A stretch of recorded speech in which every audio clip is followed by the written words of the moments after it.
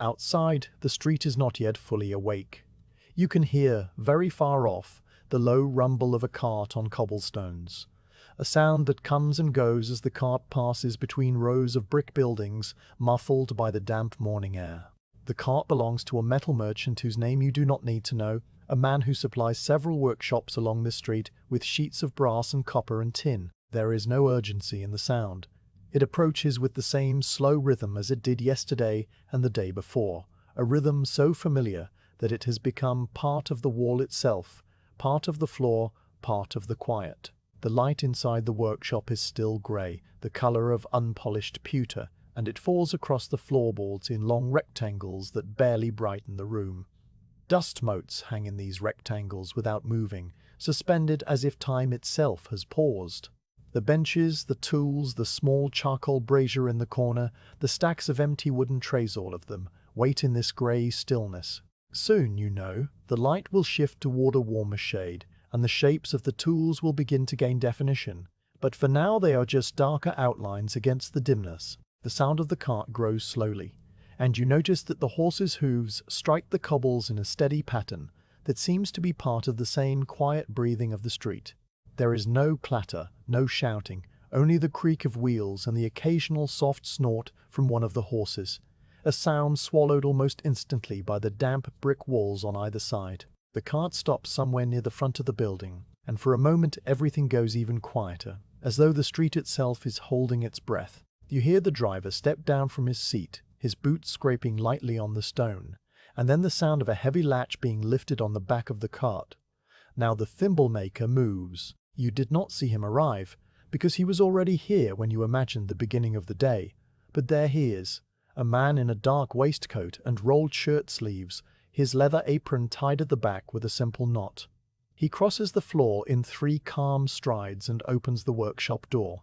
The outside air comes in, carrying the cooler dampness of the morning and a faint scent of coal smoke from somewhere farther down the street. The light that enters now is a clean, pale grey, and it shows the face of the thimble maker as one that has no lines of hurry or concern, only the quiet attention of someone who is about to begin his work. You watch him step out onto the cobbles and greet the driver with a nod that requires no words. Between them, there is a long understanding built on the arrival of brass sheets once every fortnight, always in the early morning, always before the rest of the city has fully stirred. The driver pulls aside a cloth covering in the cart, revealing a stack of brass sheets that gleam with a faintly bluish coolness, having been exposed to the night air during the journey from the rolling mill. There is no shine to them yet, only a matte surface that seems almost soft to the eye, and in certain places you can see the ghost of the rolling process, a fine grain that runs in one direction like the nap of a piece of velvet. The thimble maker leans into the cart and lays his hand flat on the topmost sheet. You see his fingers spread slightly, testing the temperature of the metal through his skin. The brass is cold, as it always is, and the coldness tells him that the sheet has not been handled roughly or warmed by any sudden friction. He then lifts the sheet by one corner, just high enough to gauge its weight, and you see the muscles in his forearm tighten only a fraction before he sets it back down and moves on to the next. Each sheet receives the same brief assessment, the touch, the slight lift, the quiet resting back into place. It is a small ritual, performed without thought, the kind of checking that becomes part of a person's hands after too many mornings to count. When he is satisfied, he begins to lift the sheets out one by one and carry them inside. The sheets are roughly 2 feet square and thin enough to flex slightly if you hold them by the edge and let them balance in the air, but thick enough that they do not bend under their own weight. As he carries each one across the threshold, you see the metal catch the new light from the open door and show its true color for the first time. A pale, warm yellow like the inside of a buttercup, only more subdued, more reserved. The color is not yet the deep gold of a finished thimble. That will come later, with handling and polishing and the gentle friction of time. For now it is the color of potential, of metal that has just been rolled and cut and delivered and has not yet been asked to become anything else. He places the sheets on the long workbench, stacking them in 2 neat piles according to a system you may never fully understand. To the left go the sheets of 1 gauge, a measurement so fine that you would need a micrometer to tell the difference between it and the next. And to the right go the sheets of another gauge, slightly thicker, destined for a different size of thimble. The difference is no more than a few thousandths of an inch, but to the thimble maker it is as plain as the difference between a calm sea and a gentle one. His fingers can read the metal in a way that goes beyond measurement, sensing the resistance it gives when he taps it with a knuckle, the pitch of the tiny ring it produces if he flicks the edge with a fingernail. He does this once or twice, not as a show, but as a confirmation of something he already knows. When all the sheets are inside and stacked, he closes the workshop door. The sound of the closing door is a soft, solid thud that fits neatly into the morning. The outside sounds shrink back to their distant murmur, and the room settles once more into its own quiet. The driver outside clicks his tongue to the horses and the cart pulls away, the hooves resuming their slow, even pattern until they fade into the background of the city. No one calls goodbye. The transaction is complete, and the brass is now part of the workshop, belonging to the bench and the tools and the silent air. You stay where you are, watching as the thimble maker walks to a small shelf near the window and picks up a soft cotton cloth. He unfolds it and runs it across the surface of each sheet in a single, unhurried stroke, removing any stray moisture or dust that might have settled during the journey. As he works, he turns the sheets over and wipes the undersides with the same calm attention, so that every square inch of brass is clean and dry. There is no rush in his movements. His hands move at the pace of someone who has done this for years and expects to do it for many more, a pace that matches the slow advance of the morning light across the floor. That light, by now, has shifted. The rectangles on the floorboards have moved a few inches to the right, growing slightly more defined and taking on a warmer tone. The grayness is lifting, replaced by a gentle amber that seems to come not from any direct sun, but from the sky itself, brightening behind the layer of cloud that covers Birmingham on most mornings of the year. In this new light, the brass sheets on the bench begin to glow softly, their surfaces picking up the amber and holding it, so that the stacks look like blocks of captured light. The thimble maker pauses for a moment and looks at the sheets, and you have the sense that he is not calculating or planning, but simply seeing them, acknowledging their presence before the work begins. He then turns to a set of wooden trays that sit on the floor beside the bench. These trays are made of pine, with handholds cut into each end, and they are lined with a thin layer of felt that has been worn almost smooth. One by one, he lifts the brass sheets and arranges them inside the trays, layering a sheet of paper between each to prevent scratches, though the likelihood of anyone moving them before he is ready is almost nothing.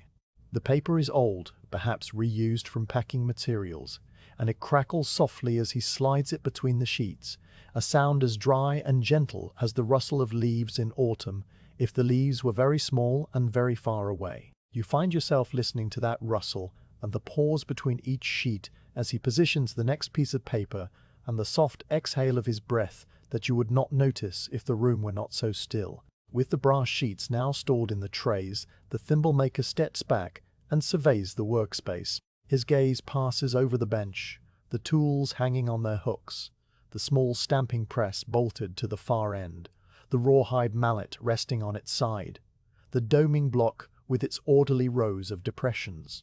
Everything is exactly as it was yesterday evening when he cleaned and put away the last of the day's work, and everything is ready. There is no moment of decision, no sharp intake of breath to signal the start of something. There is only the quiet recognition of readiness, and then the beginning of the day's rhythm. You see him reach for his leather apron, the one that hangs on a peg by the door, and he checks the ties to make sure they are not frayed. The apron is stained with tiny flecks of brass that have embedded themselves in the leather over time, so that it now has a faint metallic speckle, like a night sky seen through a very old window. He puts it on and ties it behind his back, his fingers finding the bow without looking. Then he rolls his sleeves once more, a small adjustment, and rests his palms on the edge of the bench. For a long moment he simply stands there, and you stand with him, and nothing happens, and that is exactly as it should be. The morning outside has grown a little louder now. You can hear the distant clink of a milk cart, the fitful cry of a street seller a few streets over, the occasional bark of a dog that is too far away to be bothersome. A flock of pigeons passes the window in a flurry of soft wings, their shadows flickering across the floor for less than a second, and then they are gone. You notice the ticking of a clock that you had not noticed before. A very small sound, somewhere on a shelf behind you, measuring the seconds with a patience that seems unnecessary in this place. The thimble maker either does not hear it or has long since stopped paying attention to it. He keeps time by the movement of light and the feel of the metal, not by the hands of a clock. He steps toward the bench now and places his hand on the topmost sheet of brass that he left out for the first work of the day. It is a sheet of medium gauge, destined to become a set of thimbles of the most common size, the size that fits the middle fingers of seamstresses from London to Calcutta. You watch his thumb move across the surface in a small arc, feeling the texture one last time. The sheet is smooth and flat and silent under his touch. And in that touch, you can sense the whole, long history of the workshop contained in a single gesture. All the mornings before this one, all the sheets that have come and gone, all the thimbles that have left this room in paper-wrapped parcels and found their way into the hands of women who sew by candlelight. It is a gesture that asks nothing of you, demands no reaction, and because of that, your own breathing begins to slow. The stillness of the room becomes your stillness. The pale amber light becomes your light. The hours ahead, with their quiet repetitions and their slow transformations of brass into something useful and small, stretch out before you like a long, calm sea, and you are content to drift on it, asking no questions, expecting no answers, simply present as the workshop holds its breath before the first circle is scribed onto the first sheet of the day. The morning light has moved a little further across the floorboards by the time the thimble maker turns to his bench and begins the quiet ritual of preparation. You notice the way the light now touches the far edge of the oak's surface, drawing a line of warm amber along the grain, and how the shadows of the tool handles on the wall have grown just slightly longer and softer. The air is still and cool. The scent of brass dust and old oil has not changed since you first stepped inside, but now it is joined by the faintest trace of leather from the apron the maker wears, a smell like old books left in a dry room for many years. He stands before the bench with both hands resting on its edge, and you see that his fingers are long and capable, the knuckles slightly enlarged from decades of small repeated movements. The bench itself is not merely a table, but a record of all the work that has ever been done upon it. Its surface is oak, originally a pale honey color according to what you might imagine, but now darkened to a deep umber by the oils of countless hands and the fine metallic dust that has worked its way into the grain. There are shallow dents where a mallet has missed its mark over the years, and faint circular stains from pots of oil or polishing paste that were once set down while still slightly damp. Along the front edge runs a shallow groove, worn smooth by the maker's apron brushing against it 1,000 times. Nothing on this bench is new or sharp or startling. Everything has been softened by use, the way a river stone loses its edges. Above the bench, attached to the wall by a series of wooden pegs and iron hooks, hangs the collection of tools that the thimble maker will need today.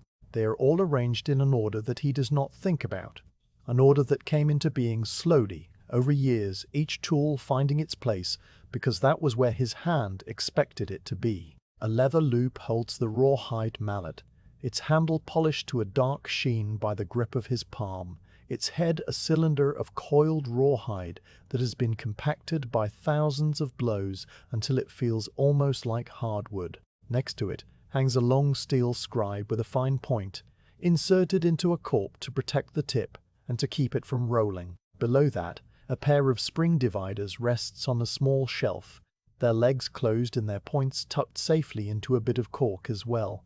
A small brass oil pot with a hinged lid sits on a corner of the bench, filled with a pale oil that smells faintly of nuts, and beside it a piece of soft flannel is folded into a neat square.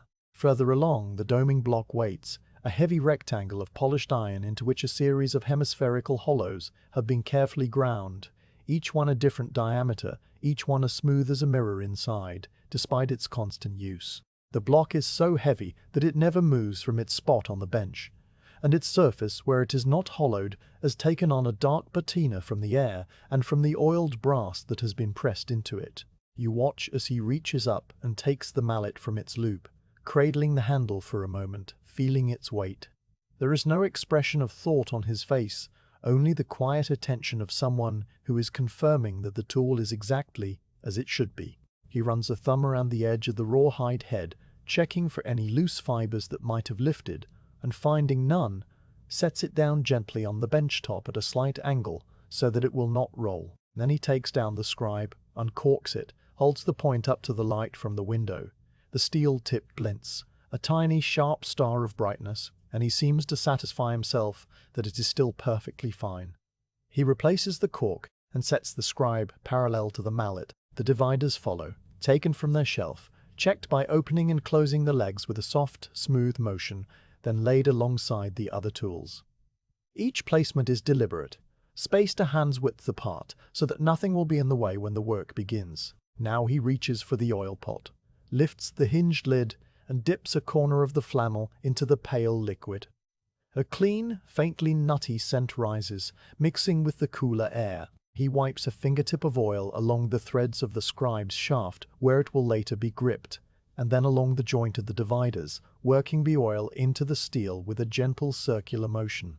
When he is satisfied, he folds the flannel back into its neat square and closes the oil pot with a small click.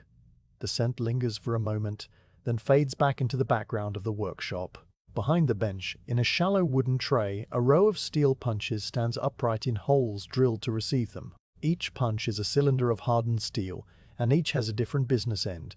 Some are flat, some are slightly domed, and one or two are shaped for a specific forming step that will come later in the day. The maker does not pull them out yet. He merely casts his eye over them, noting that they are all present, all clean, all in their correct holes.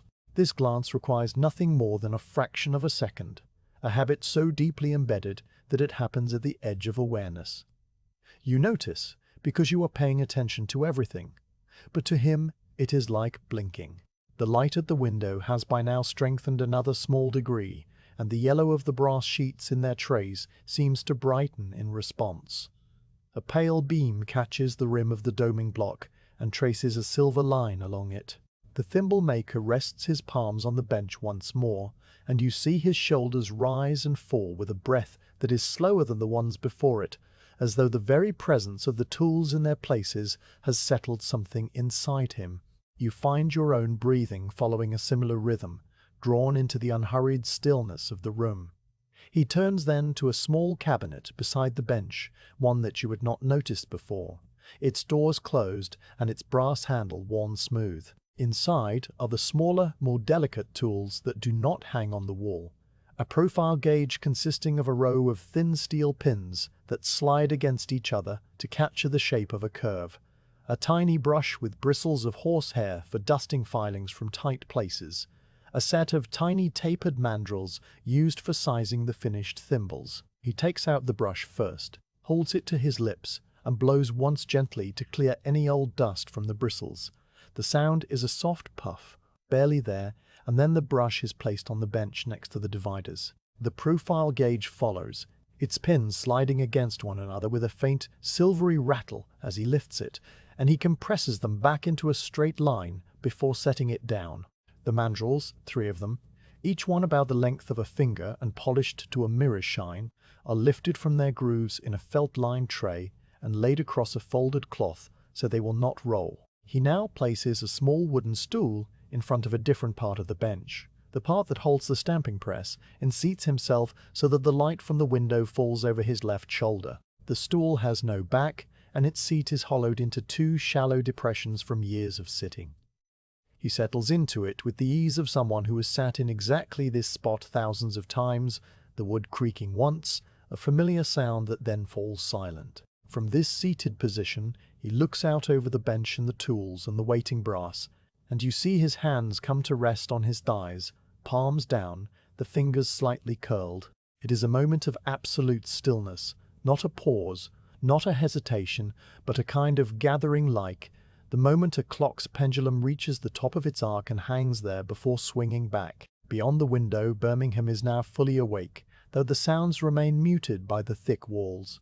You can hear the irregular rhythm of footsteps on the cobbles, some quick, some slow, the creak of a barrow wheel, the distant bang of a door being opened somewhere down the street. A church bell rings the half hour, the tone flat and unhurried, and then it is gone, absorbed by the brick and the heavy air. None of this reaches the thimble maker in any way that shows. He is already somewhere else, somewhere that exists inside the boundaries of his work, a space bounded by the oak bench and the tools and the task ahead. He leans forward now and reaches for the first brass sheet, the one he had left on the bench top earlier, which still rests there untouched. You notice how the light catches its surface in a single unbroken sheen, like a pool of honey that has cooled and solidified. He does not lift it yet. He simply looks at it, one hand resting lightly on its corner, as though acknowledging the metal's readiness to be transformed. In the stillness, you can see the fine grain of the rolling mill, the faint lines that run in one direction only, so subtle that they disappear if you blink. The sheet is perfectly flat, perfectly clean, and it waits with the patience of something that has no notion of time. Beside the sheet, on the left-hand side of the bench, he now positions a steel template, a flat plate roughly 6 inches square, with a single circular hole drilled through its center. The hole is exactly the diameter of the disc that will become a thimble body, and its edges are machined so smoothly that they reflect a tiny thread of light. He lines up the template's edges with the corners of the brass sheet, making a series of tiny adjustments with his fingertips, nudging it one way, then the other, until it sits perfectly square. The template's weight, though not great, is enough to hold the brass flat, and the contact between the two metals is absolutely silent. Then his hand moves to the scribe, and he uncorks it, setting the cork aside on the bench. The tool is about the length of a pencil, and he holds it the way one might hold a pen, though with a lighter grip, the handle resting in the curve between thumb and forefinger. For a long moment, he simply holds it above the template, the point a fraction of an inch from the steel, and the light glints again at the very tip. The moment stretches out, and you feel no impatience, only a curiosity that has been slowed to the same pace as the room. In this workshop, you are learning. Nothing begins until everything is ready, and readiness is not a state to be rushed into, but one that settles on you like the morning light across the floor, gradually, inevitably. He sets the scribe down again, and you realize that he is not yet ready to mark the first circle. Something else must be done first, and you watch as he reaches for the dividers instead. He opens them to a certain width, using a small brass ruler set into the workbench to measure, though his eyes seem to know the distance without needing the marks. The points of the dividers rest lightly on the ruler's engraved lines, and then he locks the screw. With the dividers thus set, he lays them on the bench parallel to the template, as though to keep them in readiness for a later step. You begin to understand that the preparation is not only about putting tools in their places, but also about setting them to their correct measurements, so that when the work flows, it will flow without interruption. Next, he takes the oil pot and dips the corner of the flannel again, then applies a very thin film of oil to the doming block's largest hollow. He works the oil into the iron with small circular motions, the flannel turning darker as it picks up the faint residue of yesterday's work. When the hollow is lightly oiled, he buffs it with a dry part of the cloth until it gleams. The oil will help the brass move inside the hollow without catching, a tiny precaution against a tiny imperfection. He repeats this with each hollow, one after another, the smallest ones requiring him to fold the flannel into a point and probe carefully, his movements slow and exact. When all the hollows are oiled and buffed, he straightens up and sets the flannel aside. He then inspects the stamping press at the far end of the bench. This press is a simple device, a cast iron frame supporting a vertical screw that lowers a flat punch when a handle is pulled. The punch is currently raised, held in place by a spring, and the base of the press is a smooth steel plate with a circular recess that matches the punch's diameter. The thimble maker places a finger into the recess to make sure it is free of any stray chips, then gives the handle a half pull to bring the punch down almost to the plate, checking the alignment. The mechanism moves with a steady, oiled smoothness, producing no sound beyond a low, satisfied sigh of metal against metal. Satisfied, he raises it again and wipes the punch face with the flannel. After this, he returns to his stool and one by one picks up each of the smaller tools and positions them in a neat row just to the right of the template. The gauge, the brush, the tiny mandrels, each has its spot. The mandrels he picks up and rolls between his fingers, their polished surfaces catching the light and throwing it back in thin lines that dance across the wall. They are cold, and they are perfectly straight. He confirms this by sighting along their lengths, shutting one eye and tilting them until they appear as a single line, then setting them down in order of size. When everything is arranged, he pauses again, and you notice the clock on the shelf behind him ticking on with its small, patient voice. The sound has been there all along, but now it seems to match the beating of your own heart, or perhaps your heart has slowed to match it. The workshop is completely still, except for that ticking and the very distant murmur of the street. The tools gleam softly in their neat order.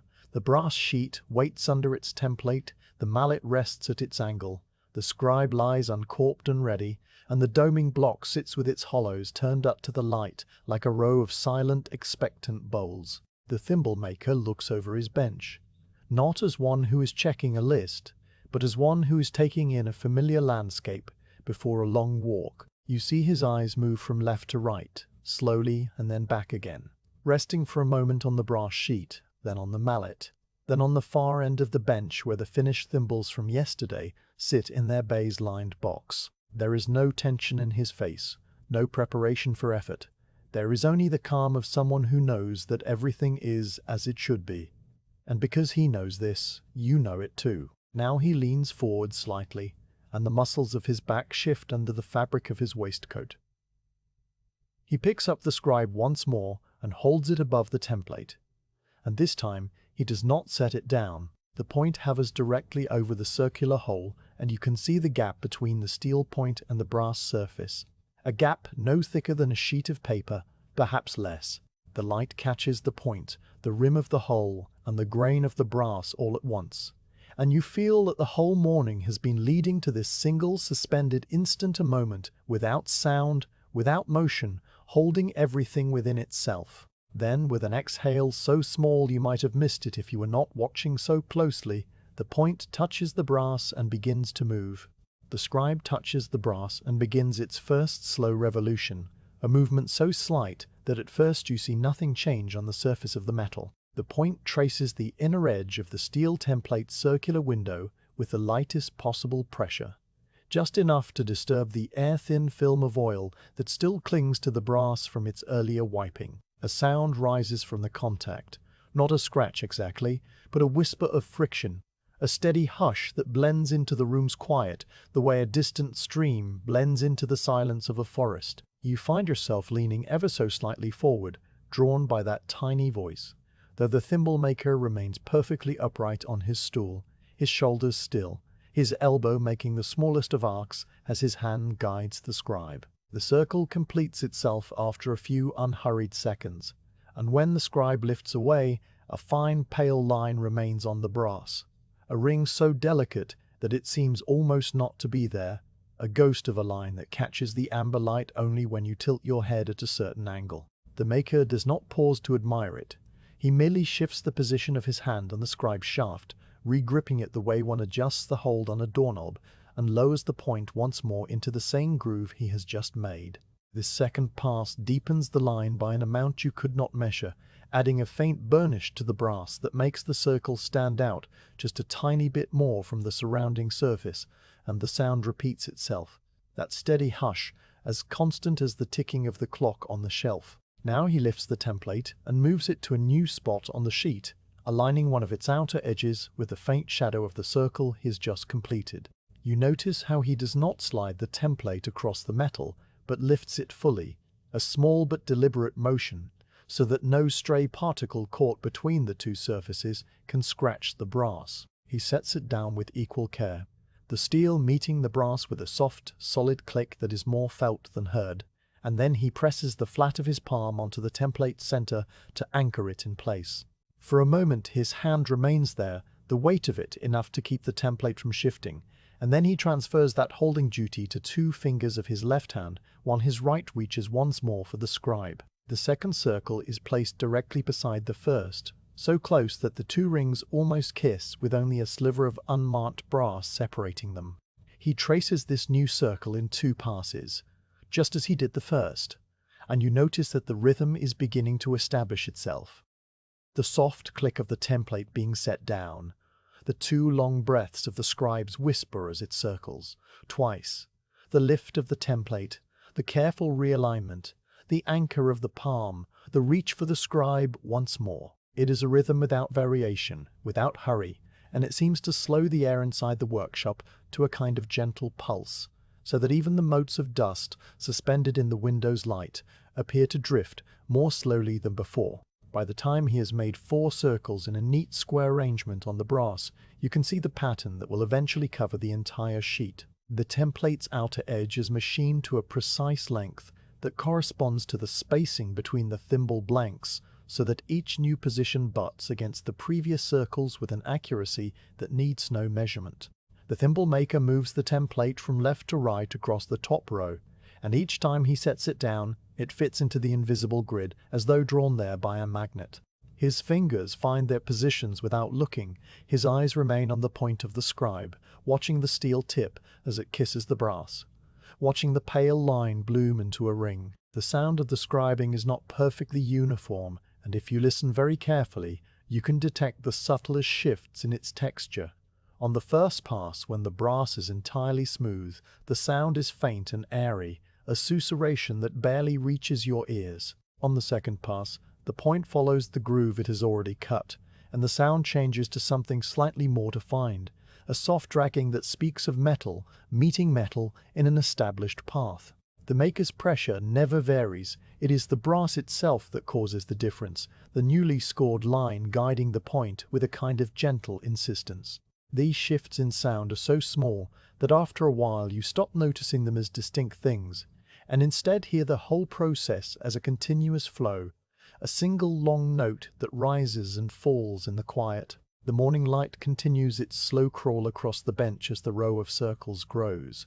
You watch the newest rings catch the light one after another, each one a thin hoop of brightness that fades slightly as the metal surface reacts to the air. A curious thing happens to the brass after it has been scribed. The exposed line, where the protective skin of the metal has been disturbed, begins almost imperceptibly to tarnish, not in a way that mars the work, but in a way that makes the circles more visible. By the time the maker has completed half a dozen of them, the earliest ones have taken on a faint honeyed contrast, just a shade darker than the surrounding brass, so that the whole pattern appears like a delicate drawing done in very pale ink on a very pale ground. You could, if you wished, run a fingertip over those lines and feel the slightest texture, but no one does, and the lines remain only for the eye. The thimble maker reaches the end of the first short row and lifts the template a final time, setting it aside for a brief pause. He rotates the brass sheet on the bench, turning it through 90 degrees with both hands, so that the row of circles now runs vertically along the left-hand edge. This rotation changes the angle of the light across the surface, and the rings seem to vanish and reappear as the metal shifts, their visibility depending entirely on how they catch the window's glow. He flexes his fingers once, a small unconscious gesture, and then brings the template back into position at the top of what will be the next column, aligning it with the edge of the first circle in the row.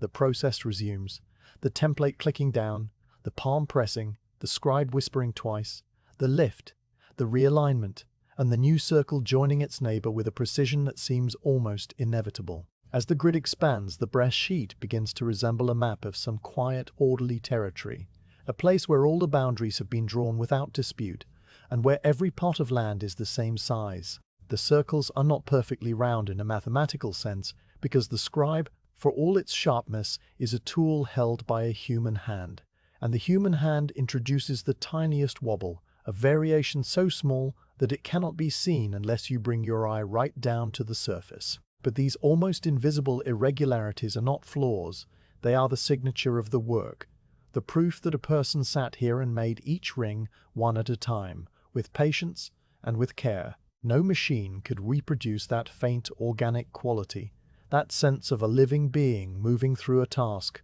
and the thimble maker seems to understand this without ever putting it into words. You notice now that he has settled even more deeply into the rhythm, his breathing so slow and regular that you could almost count the seconds by it. His shoulders have dropped a little, the muscles of his neck are soft, and his gaze is fixed on the work with an attention that does not strain. The world outside the window continues on without him, A cart passes. A child calls out in a high voice, a bell rings for the hour, but all of this is merely a backdrop, as distant as the clouds that must be moving across the sky beyond the window's topmost pane. Inside the workshop, the only reality is the template and the scribe and the brass sheet slowly filling with circles. He works through the second column and into the third, moving from top to bottom now, since he has turned the sheet. Each new circle lands exactly where it should, and the empty spaces between them shrink as the grid nears completion. The brass sheet is no longer a uniform golden field. It has become a surface animated by geometry, by the quiet order of repeated rings. The spaces between the circles, the little diamond-shaped patches where the brass remains untouched, form their own pattern, a negative image of the grid, and these patches catch the light in a different way, so that the whole sheet seems to shimmer with a faint moire effect if you move your head from side to side. The thimble maker does not move his head, so he likely never sees this shimmer. It is something only you observe, a private gift from the light to the watcher. After completing the third column, he pauses again, this time to pick up the soft cotton cloth and wipe the scribe's point. You had not noticed any accumulation of brass dust on the tip, but when he holds the cloth to the light, you see a fine smear of gold on the white fabric, evidence of the tiny amount of metal that the scribe has displaced. He folds the cloth to a clean section and passes it once more over the point, then holds the scribe up to the window and turns it slowly, checking that no burr has formed. There is none, and he sets the cloth aside and returns to the work. The fourth column is placed exactly as the previous three were, and by now the grid has covered more than half the sheet. You find that you've lost track of time, and the clock on the shelf no longer registers as a series of distinct ticks, but as a continuous presence, a background hum that supports the other sounds. The circles multiply, and you begin to sense, in a way that is not quite conscious, that the end of this stage is approaching.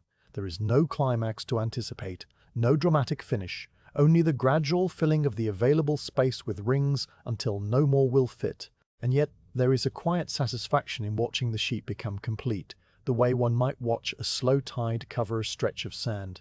The thimble maker positions the template for the final column, and you notice that the light on the bench has shifted again.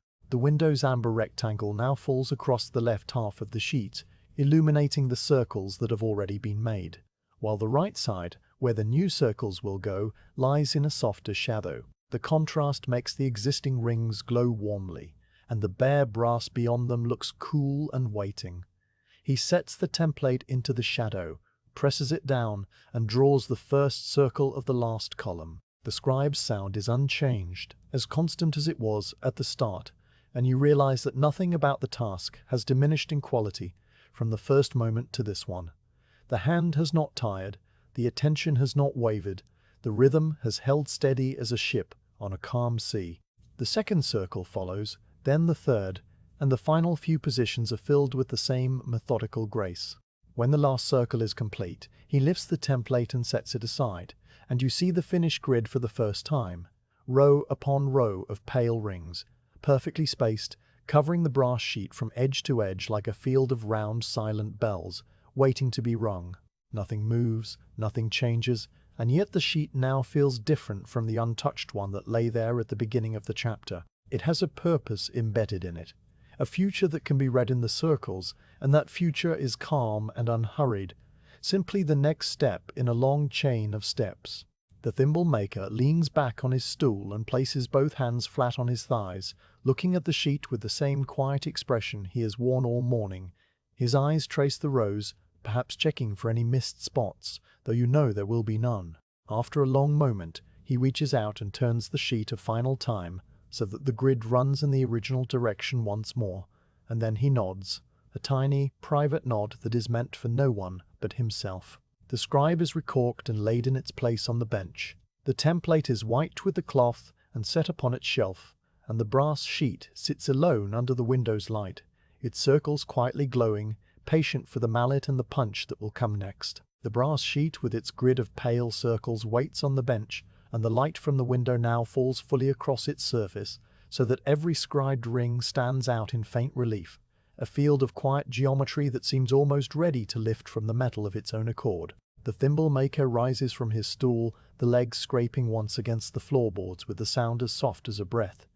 And he walks the few steps to the stamping press at the far end of the bench. The press is a compact iron frame that has been bolted to the worktop for so long that the bolts have become part of the wood, their heads worn smooth and dark. You follow him with your gaze, and the movement of your eyes across the room is the slowest thing you've done in some while. He places a wooden tray on the bench beside the press, a shallow box made of deal, its interior lined with a piece of felt that has faded from its original burgundy to a dusty rose. The tray will catch the discs as they fall so that they do not scatter across the bench or drop to the floor, and the felt will cushion their landing, preventing the freshly cut edges from nicking against each other. He positions the tray so that its rim touches the base of the press, leaving no gap through which a disc might escape, and he tests its stability by pressing a finger on one corner, watching for any wobble.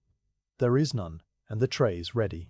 Now he takes up the mallet from the bench, the rawhide mallet with the handle darkened by the grip of his palm, and he holds it loosely in his right hand, letting its weight settle into his wrist. The mallet is not heavy. It is made for control, not force, and its head is compacted rawhide that strikes with a dull, cushioned impact, enough to shear the brass, but not to deform it. He then reaches for the brass sheet, lifting it with both hands from the bench, and carries it to the press, setting it down so that the first scribed circle of the first row aligns directly under the circular punch. The punch hangs above it, a steel cylinder held in the press's upper arm, its face machined flat, and its edges sharp enough to separate brass from brass with a single clean cut. The alignment is a matter of tiny adjustments. The thimble maker bends at the waist, bringing his eyes level with the sheet, and he nudges the brass with the tips of his fingers, shifting it a hair's breadth to the left, then forward, then back a fraction. The scribed circle serves as his guide, but he does not rely on sight alone. He lowers the punch very slightly by pulling the press handle partway, just until the steel face hovers a paper's thickness above the brass, and he verifies that the punch shadow falls evenly within the circle. When the shadow is centered, he knows the alignment is true, and he releases the handle so that the punch rises back to its waiting position. This checking has taken perhaps 20 seconds, perhaps 30. In the stillness of the workshop it feels both longer and shorter, the way time stretches and compresses when nothing is hurried. He straightens up and takes the mallet in his right hand, holding it near the end of the handle for a gentle, controlled stroke. His left hand steadies the brass sheet by resting on its far corner, just enough pressure to keep the metal from shifting. Then he lifts the mallet a few inches and brings it down onto the top of the punch. The mallet head meets the steel with a soft, low thud, a sound that is more impact than noise, a dense thump that you feel as much as you hear. In the same instant, the brass disc separates cleanly from the sheet and drops into the waiting tray with a small, bright clink as it strikes its fellows that are not yet there. The sound is a single compound note, the thud of the mallet, the brief hiss of metal shearing, and the final clink. It lasts less than a second, and then the workshop is still again. The thimble maker does not look into the tray to admire the disc. He simply shifts his left hand to slide the brass sheet forward, bringing the next scribe circle into position under the punch. The sheet moves with a faint, smooth friction across the steel base of the press, a sound like a long, slow exhale, and then it stops. He bends again to check alignment, his eyes moving from the scribed ring to the punch and back, and he adjusts the sheet by tapping it gently with the side of his thumb. Satisfied, he straightens, raises the mallet, and brings it down in the same soft, controlled arc, producing that same compound sound again. Thud, hiss, clink. Another disc falls into the tray, landing on the first with a slightly different tone now that two are resting together, a sound that is fractionally duller, fractionally warmer. He works his way along the first row of circles without pause, each strike identical to the one before it, each movement of the sheet a matter of a few inches, each adjustment of alignment a careful bending and peering and tapping. The rhythm establishes itself quickly, and you find yourself settling into it the way you might settle into the repeated rise and fall of a boat on a gentle swell. There is no variation in the force of the mallet blows, because the thimble maker has learned over years exactly how little effort is required to shear the brass, and his muscles remember that measure without any conscious thought. Too light a blow, and the disc would not fully separate, leaving a small tag of metal that would require a second strike and risk deforming the circle. Too heavy, and the punch would hammer the disc into the base plate and mar its surface. His stroke falls exactly between these two extremes, and it stays there, blow after blow. When he reaches the end of the first row, he rotates the sheet slightly with his left hand, preparing to start the next row in the opposite direction. The grid of circles on the brass is now punctuated by a row of empty holes where the first discs used to be, neat round windows that let the dark wood of the press base show through. The sheet is becoming a kind of lace, a web of brass and openings, and the light that passes through the holes throws small golden spots onto the wall behind the bench, a scattered constellation that shifts slightly each time the sheet is moved. You watch those spots dance and settle, while the thud of the mallet and the clink of the falling discs continue their quiet duet. The wooden tray slowly fills. At first, the discs rattled loosely against the felt, their edges pinging lightly. Now, as a layer of brass builds up, each new disc lands with a softer sound, muffled by the ones beneath it. You can hear the difference from across the room, a gradual mellowing of the clink, and it is one of those small pleasures that the workshop offers. A tiny auditory signal that the work is progressing, that the pile is growing, that the morning is moving along in its orderly way. The thimble maker who has heard this progression 1,000 times registers it somewhere below the level of active attention, a quiet confirmation that all is as it should be. After every 2 rows, he pauses and flexes his right hand, opening and closing the fingers around the mallet handle. This is not because his hand is tired, it is simply a habit, a small resetting of the muscles, the way a singer takes a breath between phrases. During these brief pauses, he looks into the tray and stirs the accumulating discs with a fingertip, spreading them into an even layer so that they do not stack into a single unstable pile that might slide. The discs are identical to the eye, flat circles of brass about the size of a shilling, but slightly thinner, their edges bright and sharp from the cut.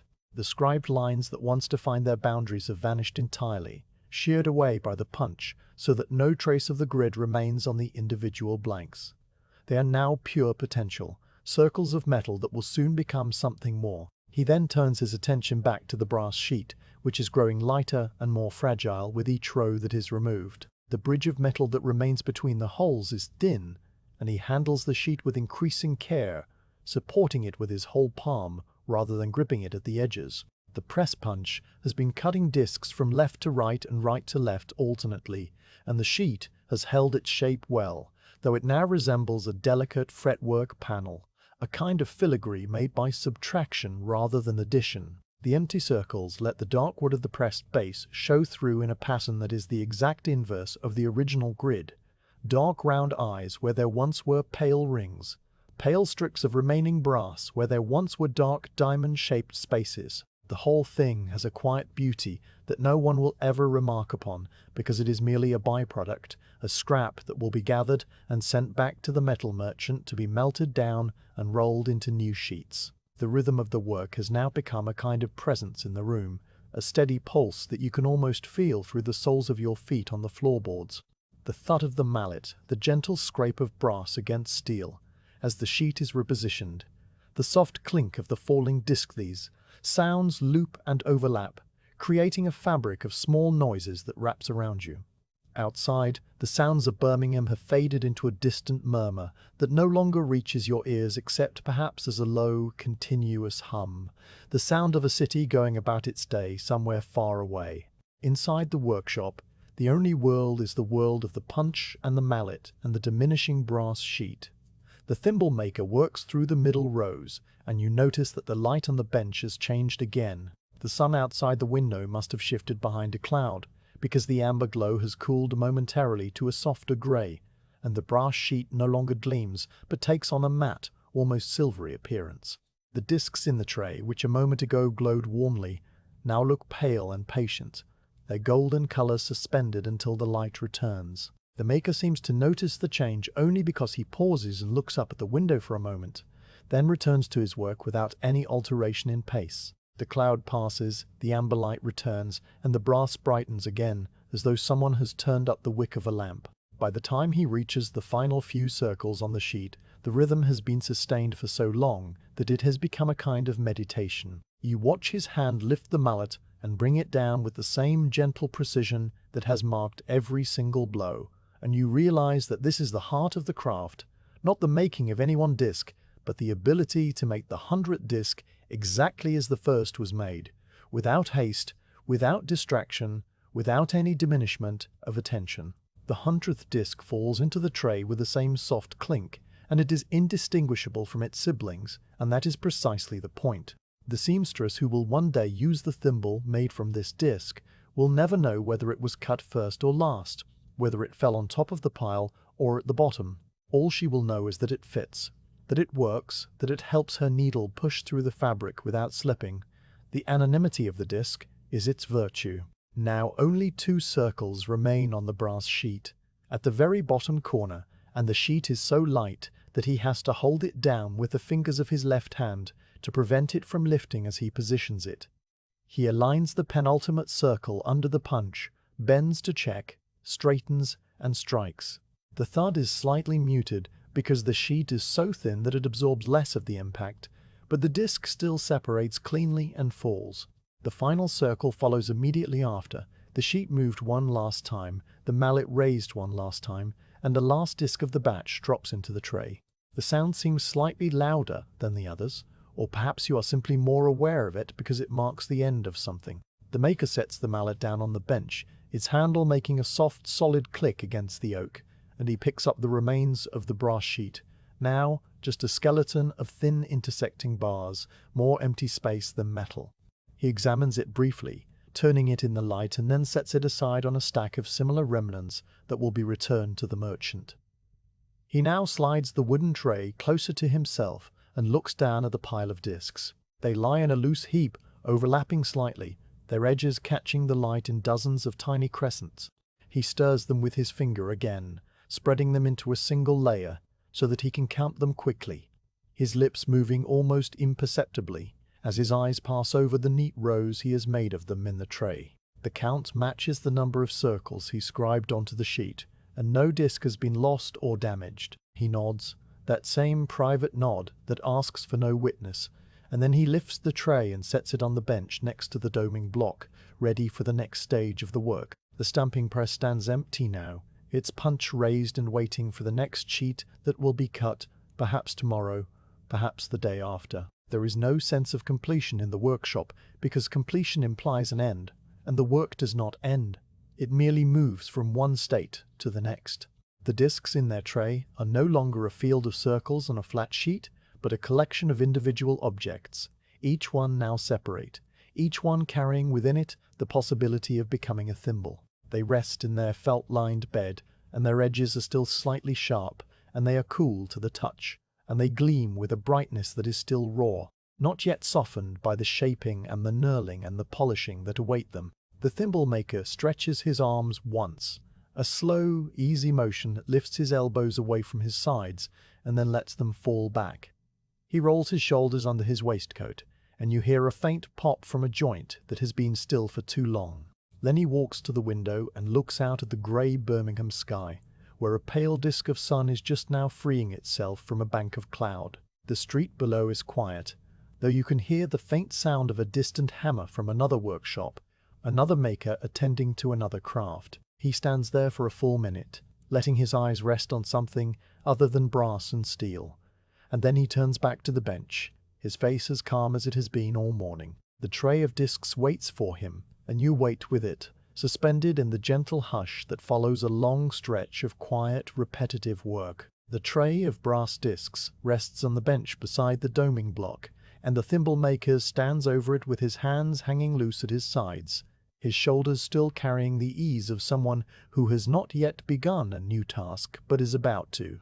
The discs lie in their felt bed, overlapping slightly like scales in a quiet fish, and their freshly cut edges catch the window light in 100 tiny gleams that seem almost liquid. He looks down at them for a long moment, and you have the sense that he is choosing the first one, not by any conscious selection, but simply by letting his hand drift toward the tray and lift the nearest disc between thumb and forefinger. The disc is cool and flat and perfectly round.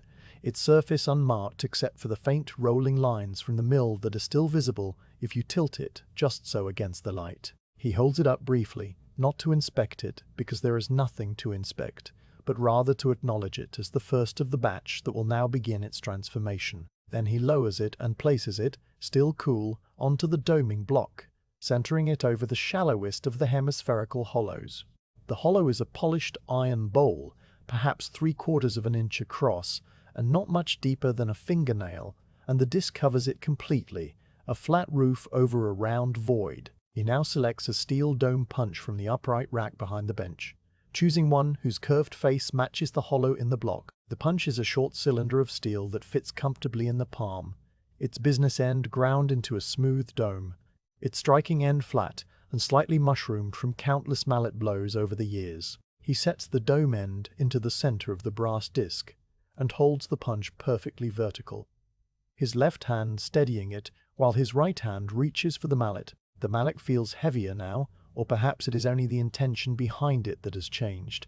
The cut of the discs required a sharp, quick stroke, but the doming will need something slower and more deliberate, a push as much as a blow. He raises the mallet a few inches and brings it down onto the flat top of the dome punch.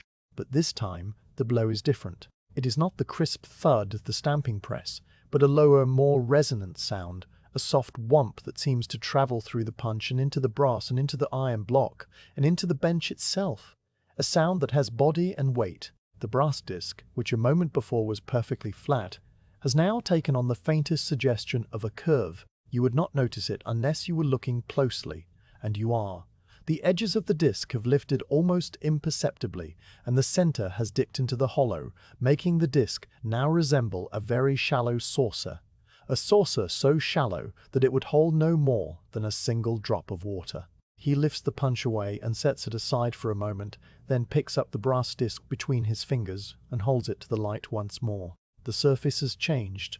It is no longer a plane, but a gentle slope, and the light no longer reflects off it in a single flat sheet, but curves across it, bending with the metal. He lays it back onto the block, rotating it a quarter turn so that the brass will stretch evenly under the next blow, and positions the dome punch once more, settling it into the center of the curve.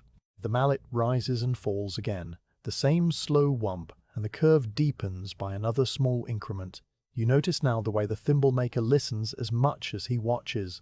After each blow, he tilts his head slightly, as though catching a tone that the brass emits, a tiny ring that fades almost instantly. The pitch of that ring tells him something about the tension in the metal, about whether it is stretching evenly or whether it has begun to bind in one spot and needs to be worked from a different angle. He rotates the disc again, this time by 1/8 of a turn, and gives it a third blow, and the ring is slightly lower now, slightly warmer as the brass relaxes into its new shape. The process settles into a pace that is even slower than the stamping was, a rhythm that might seem hesitant if you did not understand that the brass requires time to move. Each blow of the mallet is separated by a pause in which he rotates the disc, recenters the punch, and sometimes lifts the disc entirely to examine the curve from the side, sighting across its rim like a surveyor checking the profile of a gentle hill. His breath remains steady, his movements remain fluid, and the intervals between strikes are as much a part of the work as the strikes themselves. There is no forcing the metal. You cannot hurry brass into a dome. If you strike too hard or too fast, the brass will wrinkle or crack, and the disc will be ruined. So he waits between blows, letting the metal rest, letting its crystalline structure rearrange itself in response to the stress it has just felt. As the dome deepens, the disc begins to take on the recognizable shape of a thimble body in its earlier stage. The sides are rising slowly, the bottom is rounding out, and the flat rim that once ran around the entire circumference is now reduced to a narrow flange that will later be trimmed and smoothed. The dome punch has left a faint, polished mark on the inside of the curve, a slightly brighter circle that shows where the steel is pressed against the brass.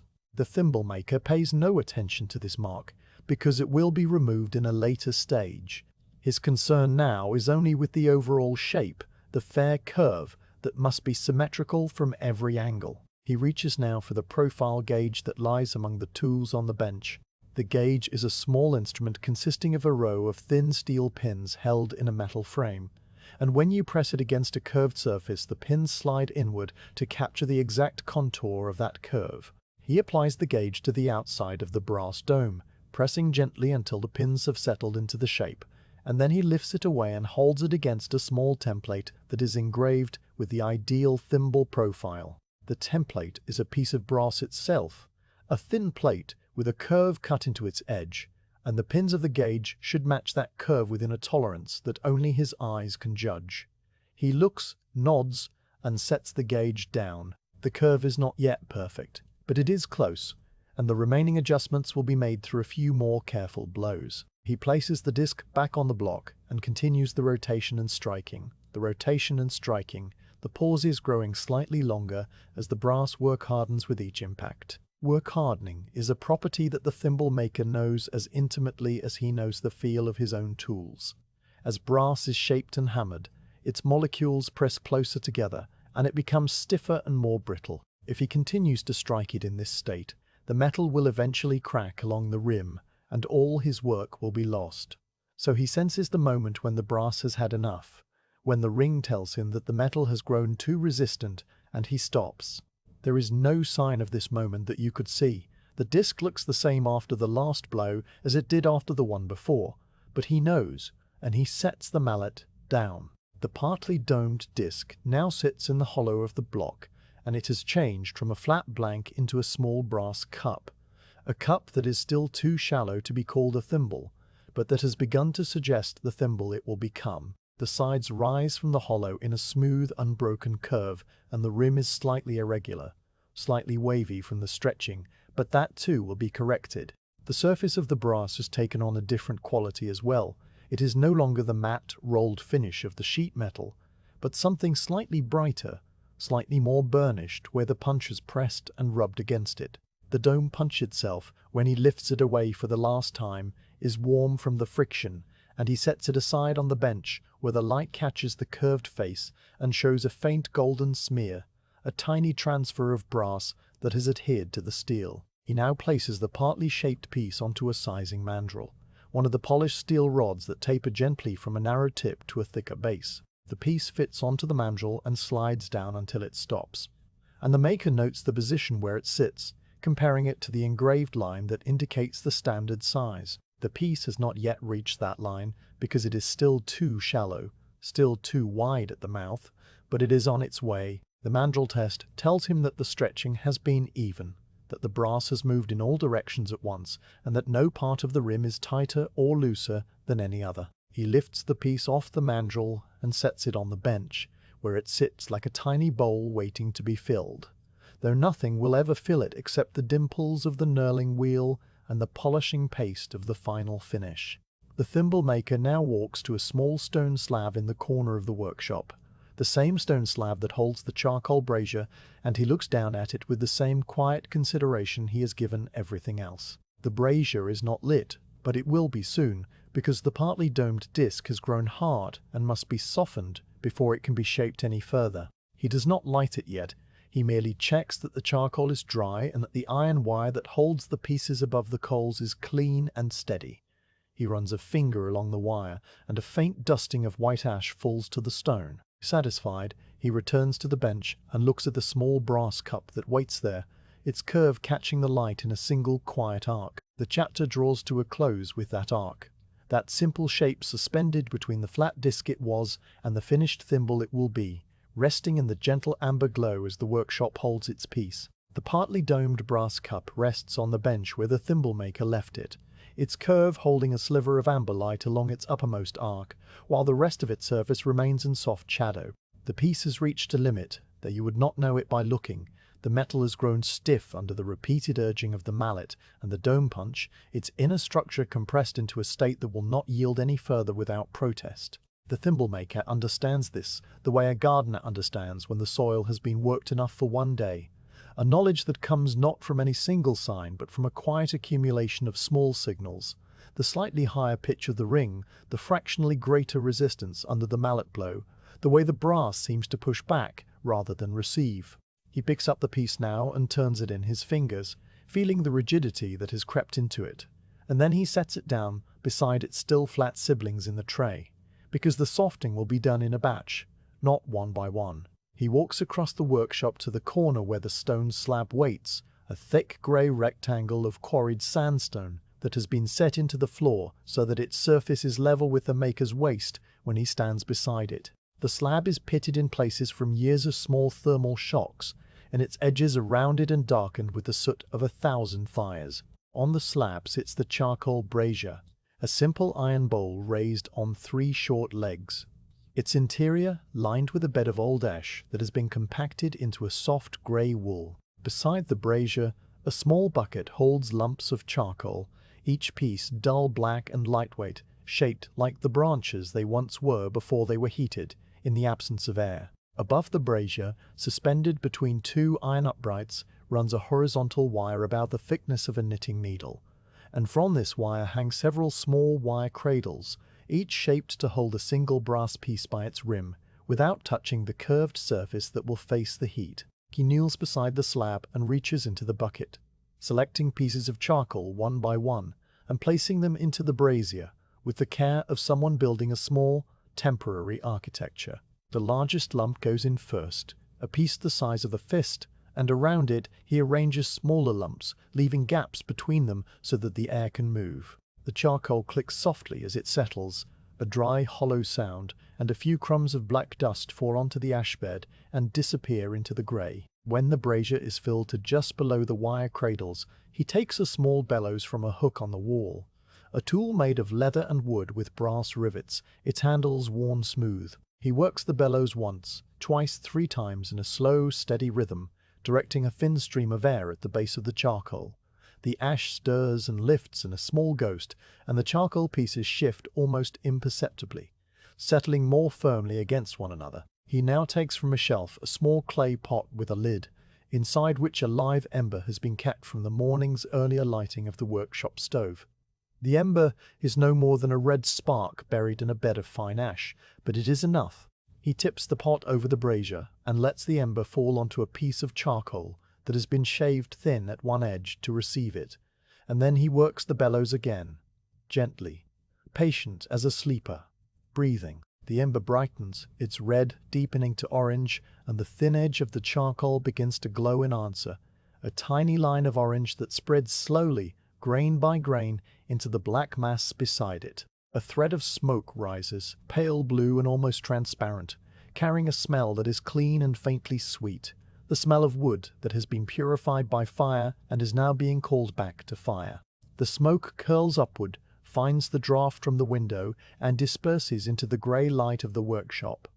The thimble maker does not hurry the coals. He works the bellows at a pace that matches the slow breathing of the room, giving the fire time to establish itself without a sudden rush that might crack the charcoal or scatter sparks. As the glow spreads from piece to piece, the orange deepens to a steady, even color, and the heat begins to rise from the brazier in a gentle wave that you can feel on your face if you stand close enough. The wire cradles above begin to tick softly as the metal expands, a faint ping every few seconds, and the stone slab creaks once, a low, deep sound as the warmth reaches into its pores. The whole corner of the workshop is now alive with a different quality of light, a moving, flickering light that plays across the walls and the ceiling, and the polished surfaces of the tools on the distant bench, a dance of warm shadows that has no rhythm but nevertheless feels calm, like firelight in a hearth. When the coals are all glowing and a faint white ash has begun to form on their uppermost edges,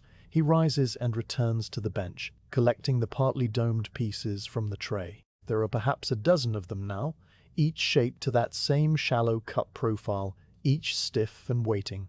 He carries them in a small wooden bowl and sets them beside the brazier, then takes a pair of iron tongs from their hook on the wall. The tongs have long, slender jaws and wooden grips that have been scorched dark over the years, and they open and close with a smooth, silent motion, their hinge well oiled. With the tongs, he lifts the first brass cup and hangs it by its rim into one of the wire cradles, positioning it so that the open mouth faces downward and the curved dome points up toward the ceiling. The brass piece swings gently for a moment, then settles, hanging above the coals with a gap of perhaps 3 inches, a distance that has been determined by long experience.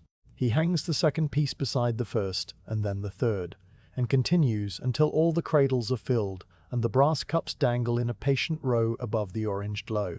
They look like tiny bells waiting to be rung, though they will make no sound except perhaps a faint tick as the heat finds them. He now takes up the bellows again and works it with a slower, deeper stroke, sending a steady flow of air up through the coals. The orange brightens, the heat intensifies, and the brass pieces begin to respond. At first there is no visible change. They remain their usual pale golden color, and only the shimmer of the heat waves around them tells you that anything is happening. But as the seconds pass, the color of the brass begins to shift. It moves from pale gold to a deeper gold, the color of honey held up to the sun, and the surface seems to bloom with a faint, iridescent sheen, like oil on water, that spreads across the domes and fades and reforms as the metal heats.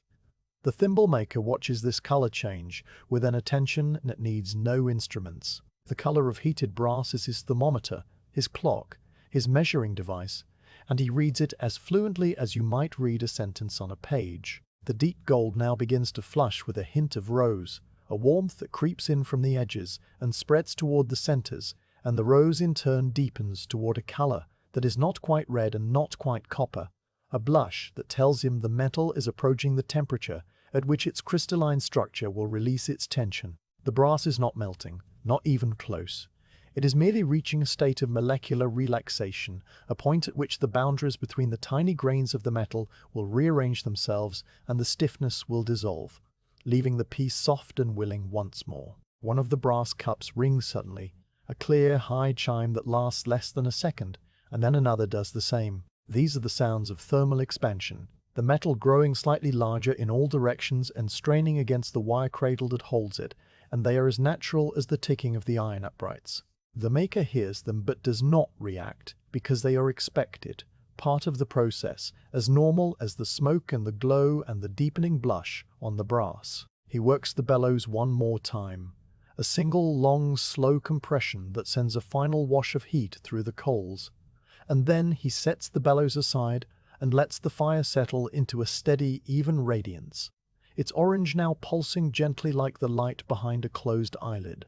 The color on the brass deepens further, passing through that coppery blush and moving now into a soft, muted rose, a shade that would seem almost cool if it were not for the heat that surrounds it. This is the color he has been waiting for, the exact hue that signals the right temperature for annealing. He leans forward slightly, his face illuminated from below by the glow, and his eyes pass over the row of hanging cups, checking each one individually. One of the pieces has reached the rose color a fraction sooner than its neighbors, and he reaches for it with the tongs, lifting it carefully from its cradle and setting it aside on a fire brick that rests on the stone slab.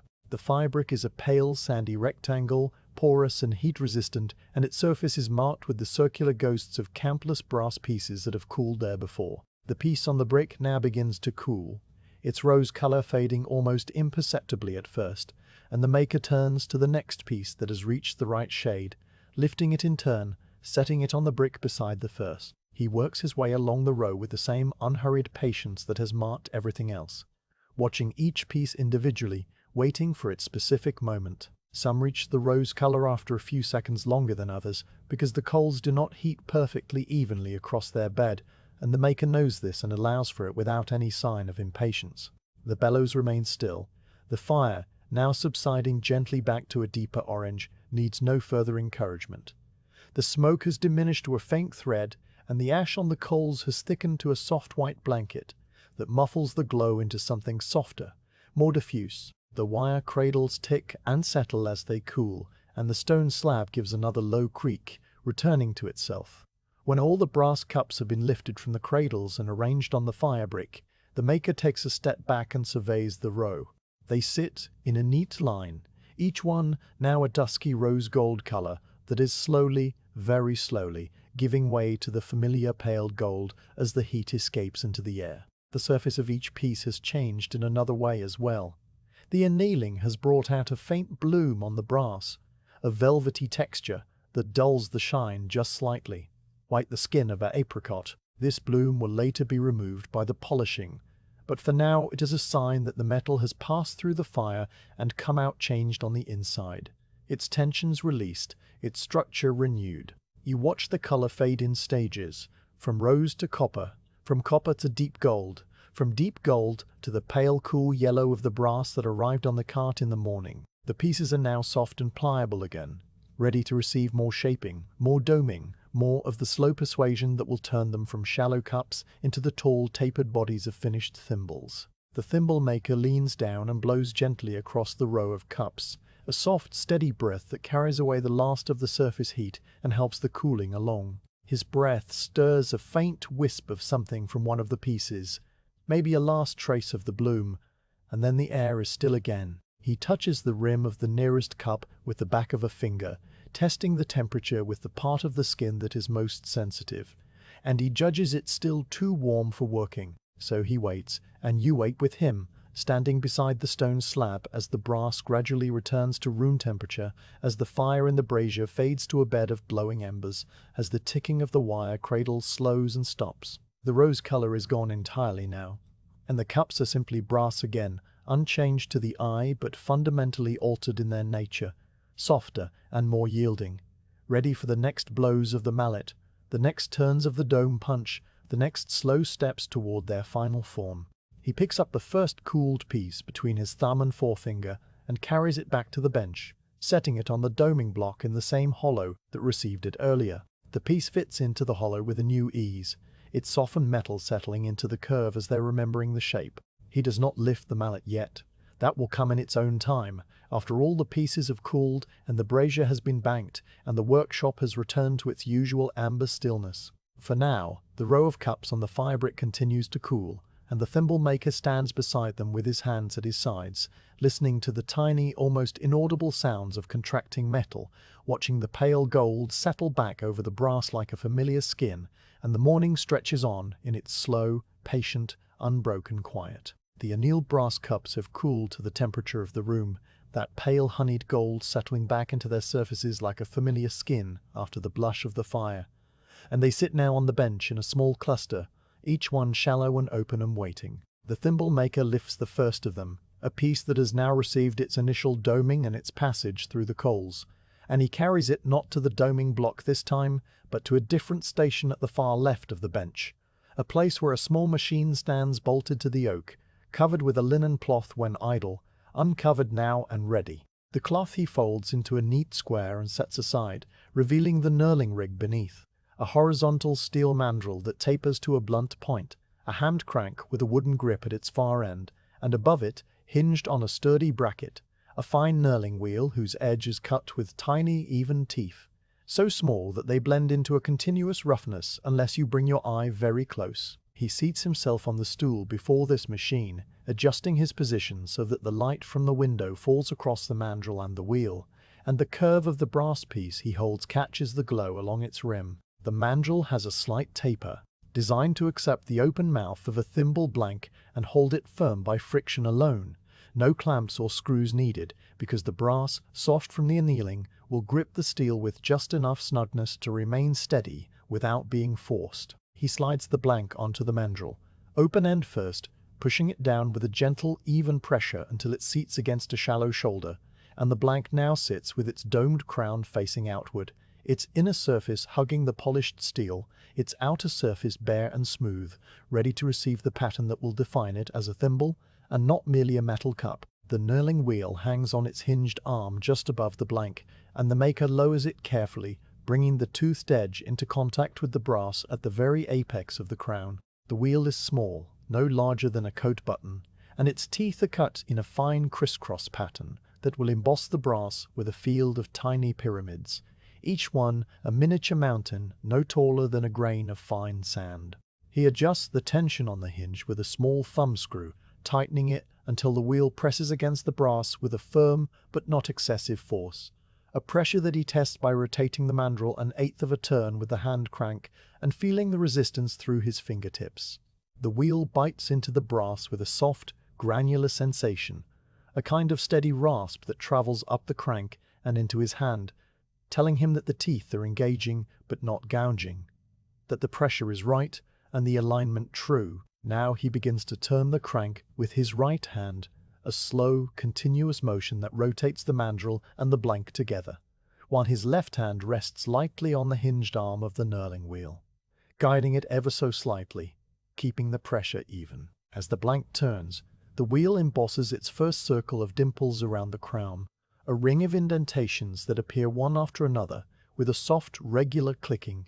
Each click, the sound of a tooth lifting from the brass as the metal rotates past. The clicking is rhythmic but not sharp. It has a muted, musical quality, like the sound of a very distant woodpecker heard through a fog, or like a tiny music box whose tune has been slowed to a crawl. The wheel reaches the point where it began, and the first ring is complete, a closed loop of dimples that gleams slightly brighter than the surrounding brass, because the raised metal between the indentations catches the light in a new way. He shifts the hinged arm a fraction to the side, moving the wheel over by the width of its own cutting face, so that the next ring will lie snugly beside the first, and then he reverses the direction of the crank, turning the mandrel back the other way. The dimples of the second ring interlock with those of the first like the teeth of two tiny gears, and the pattern begins to spread across the crown in a widening circle, ring by ring, with a hypnotic slowness that makes the passage of time seem to dissolve into the clicking and the turning and the quiet breath of the maker.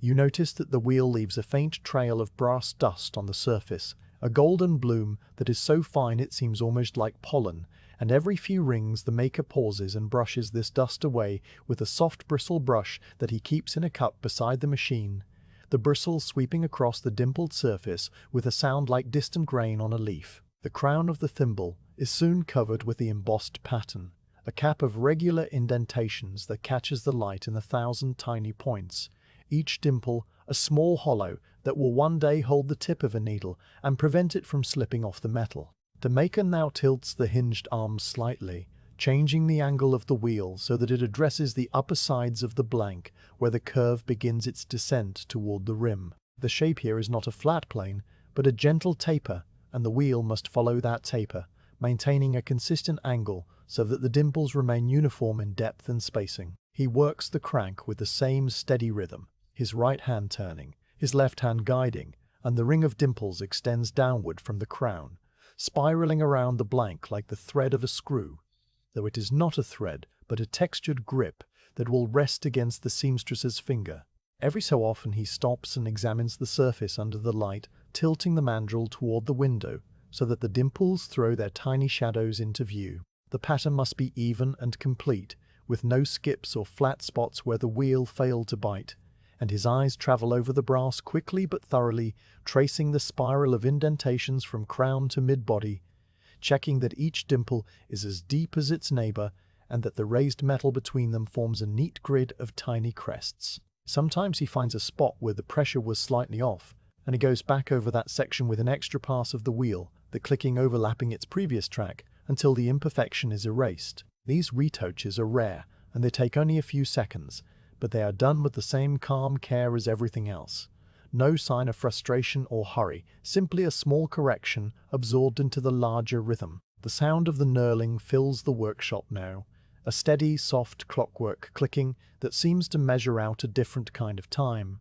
A time that has nothing to do with the clock on the shelf and everything to do with the rotation of the mandrel and the advance of the wheel. The brass blank, which a few minutes ago was a smooth golden cup, has transformed into a textured object whose surface is no longer a single plane, but a miniature landscape of light and shadow, a geography of tiny pits and peaks that feels rough to the touch, but will be smoothed slightly by the polishing that comes later. The knurling serves two purposes. That the thimble maker never speaks aloud, but understands in his hands, it creates a grip that prevents the needle from slipping, and it stiffens the thin brass shell, adding structural strength through the very act of dimpling, the way a corrugated sheet holds its shape better than a flat one.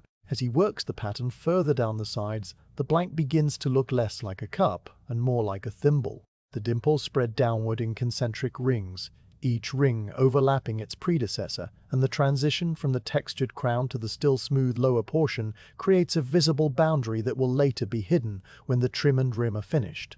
The maker pauses at this boundary, repositioning the hinged arm so that the wheel can reach further down the taper, and he continues the spiral, watching the dimples advance toward the open mouth. The clicking never falters. The crank turns with an oiled smoothness that makes the rotation almost silent, except for the engagement of the teeth, and your own mind begins to float on the repetition, lulled by the tiny sounds and the slow methodical advance of the pattern. At a certain point, the thimble maker lifts the wheel away, and the clicking stops. The blank is now dimpled across its entire crown and down its sides to within a few millimeters of the rim, leaving a narrow, smooth band that will later be trimmed and rounded. He slides the piece off the mandrel with a gentle tug, and the brass releases with a soft pop, the friction grip yielding. He holds the thimble up to the light and turns it slowly, inspecting the pattern one final time, and you see the way the dimples catch the amber glow and scatter it in every direction, so that the piece seems to shimmer with a life of its own. The pattern is not merely decorative, it is functional, and the function is written into every tiny pit. This is where the needle will rest. This is where the pressure of the seamstress's finger will be distributed.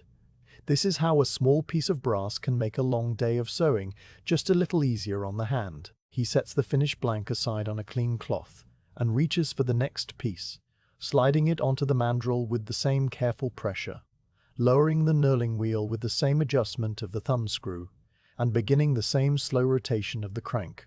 The clicking resumes, and the second blank receives its dimples in the same order as the first. Crown first, then the spiral down the sides, then the pause and inspection, then the gentle tug of release. The process is identical each time, and yet there is a quiet variation in the details. The way the light hits each piece a little differently, the way the wheel makes a slightly higher or lower click, depending on the exact hardness of that individual blank, the way the maker's hands move in the same patterns but never in a way that feels mechanical. He is not a machine, and the brass is not uniform, and the small differences between one piece and the next are what keep the work alive, what make it a craft and not a mere repetition. As the morning stretches on, the pile of dimpled thimbles grows on the cloth, and the pile of smooth blanks diminishes. The clicking becomes a kind of weather in the room, a constant gentle precipitation of sound that you notice less and less as you grow accustomed to it, the way you stop hearing your own heartbeat after a while. The light on the bench shifts once more, the amber rectangle moving further to the right and beginning to climb the wall behind the machine, illuminating a patch of old plaster where the shadows of the tools play. The thimble maker does not look up. His attention is entirely on the work, his hands moving through the sequence of motions with the ease of long practice, his shoulders relaxed, his breathing slow. When the last blank is finally dimpled and set aside with the others, he stops the crank and lifts the knurling wheel on its hinge, securing it with a small catch so that it stays raised above the mandrel. He takes up the brush and cleans the wheel, sweeping the brass dust from between its teeth with careful, light strokes. And then he wipes the mandrel with a corner of the flannel cloth, removing the faint residue of brass that has transferred to the steel. The machine is now ready for the next batch, whenever that may come, and it sits quietly in its place, the cloth draped loosely over it to keep the dust away. The thimble maker stands, stretching his back with a slow, unhurried movement, and you hear the faint pop of a joint somewhere, a small sound that disappears instantly into the quiet. He then gathers the dimpled thimbles into a small wooden tray and carries them back to the main bench, where they will rest until the next stage, the trimming and rounding of the rim, the final sizing, the polishing to a gentle sheen. They sit in the tray now like a clutch of tiny eggs, each one textured and warm in color, each one carrying the pattern that will catch the light on 100 dressing tables and in 100 workrooms across the empire. The clicking has stopped, and the workshop is silent again, save for the distant murmur of the street and the steady tick of the clock. And you realize that you had almost forgotten the outside world existed while the knurling was in progress. The dimpled thimbles wait, and you wait with them, the memory of the soft, rhythmic clicking still echoing somewhere at the back of your mind, a gentle after-sound that lingers like the last note of a lullaby. The dimpled thimbles sit in their wooden tray, their textured crowns catching the amber light in a scatter of tiny sparks, while the narrow, smooth band near each open mouth remains untouched and waiting. The thimble maker lifts the first piece from the tray, holding it by its dimpled sides where the grip is firm, and carries it to a different part of the bench where a small vise is mounted, its jaws lined with strips of soft leather to prevent the brass from being marked. He seats the thimble in the vise with its open end facing upward, tightening the screw by hand until the piece is held securely, but not crushed. The leather compressing with a quiet sigh. From a rack beside the vise he selects a fine-toothed file, a slender tool with a handle of oiled beechwood and a blade that tapers to a narrow point. The teeth are cut so closely together that they appear as a continuous grey blur, unless you hold the file at an angle to the light, whereupon they resolve into a series of parallel grooves as regular as the lines on a ruled page. He tests the file's edge with the pad of his thumb, a feather-light touch, and then brings it to the rim of the thimble, aligning it at a slight angle so that it will cut only the uneven edge and not the dimpled body below. The first stroke is a single, smooth draw across the brass, moving from left to right along the rim, and the sound it produces is a soft, high shing, a whisper of abrasion that rises and falls in less than a second. A fine curl of brass lifts from the edge, so thin that it resembles a strand of golden hair, and it drops onto the bench where it joins the faint dusting of metal that has accumulated there over the course of the day. He turns the thimble a few degrees in the vise, exposing the next portion of rim, and draws the file across it with the same light, steady pressure, producing another faint curl, another soft shing. The rhythm is slower even than the knurling, each stroke separated by a pause in which he rotates the piece, checks the contour with a fingertip, and aligns the file anew. You watch the rim change under the file's attention, the rough, slightly wavy edge that was left by the stamping and doming, gradually giving way to a clean, even line. The file does not remove much material. It only skims the surface, nibbling away the high spots and leaving the brass smooth to the touch. Every few strokes, the maker lifts the file and taps its handle gently against the bench to dislodge the tiny brass particles that have lodged between its teeth, and the particles fall in a fine shower, glittering briefly as they catch the light before settling into the grain of the oak. He then wipes the file with the corner of the flannel cloth and resumes his work. When the entire circumference has received an initial pass, he loosens the vise and lifts the thimble, holding it at eye level between himself and the window.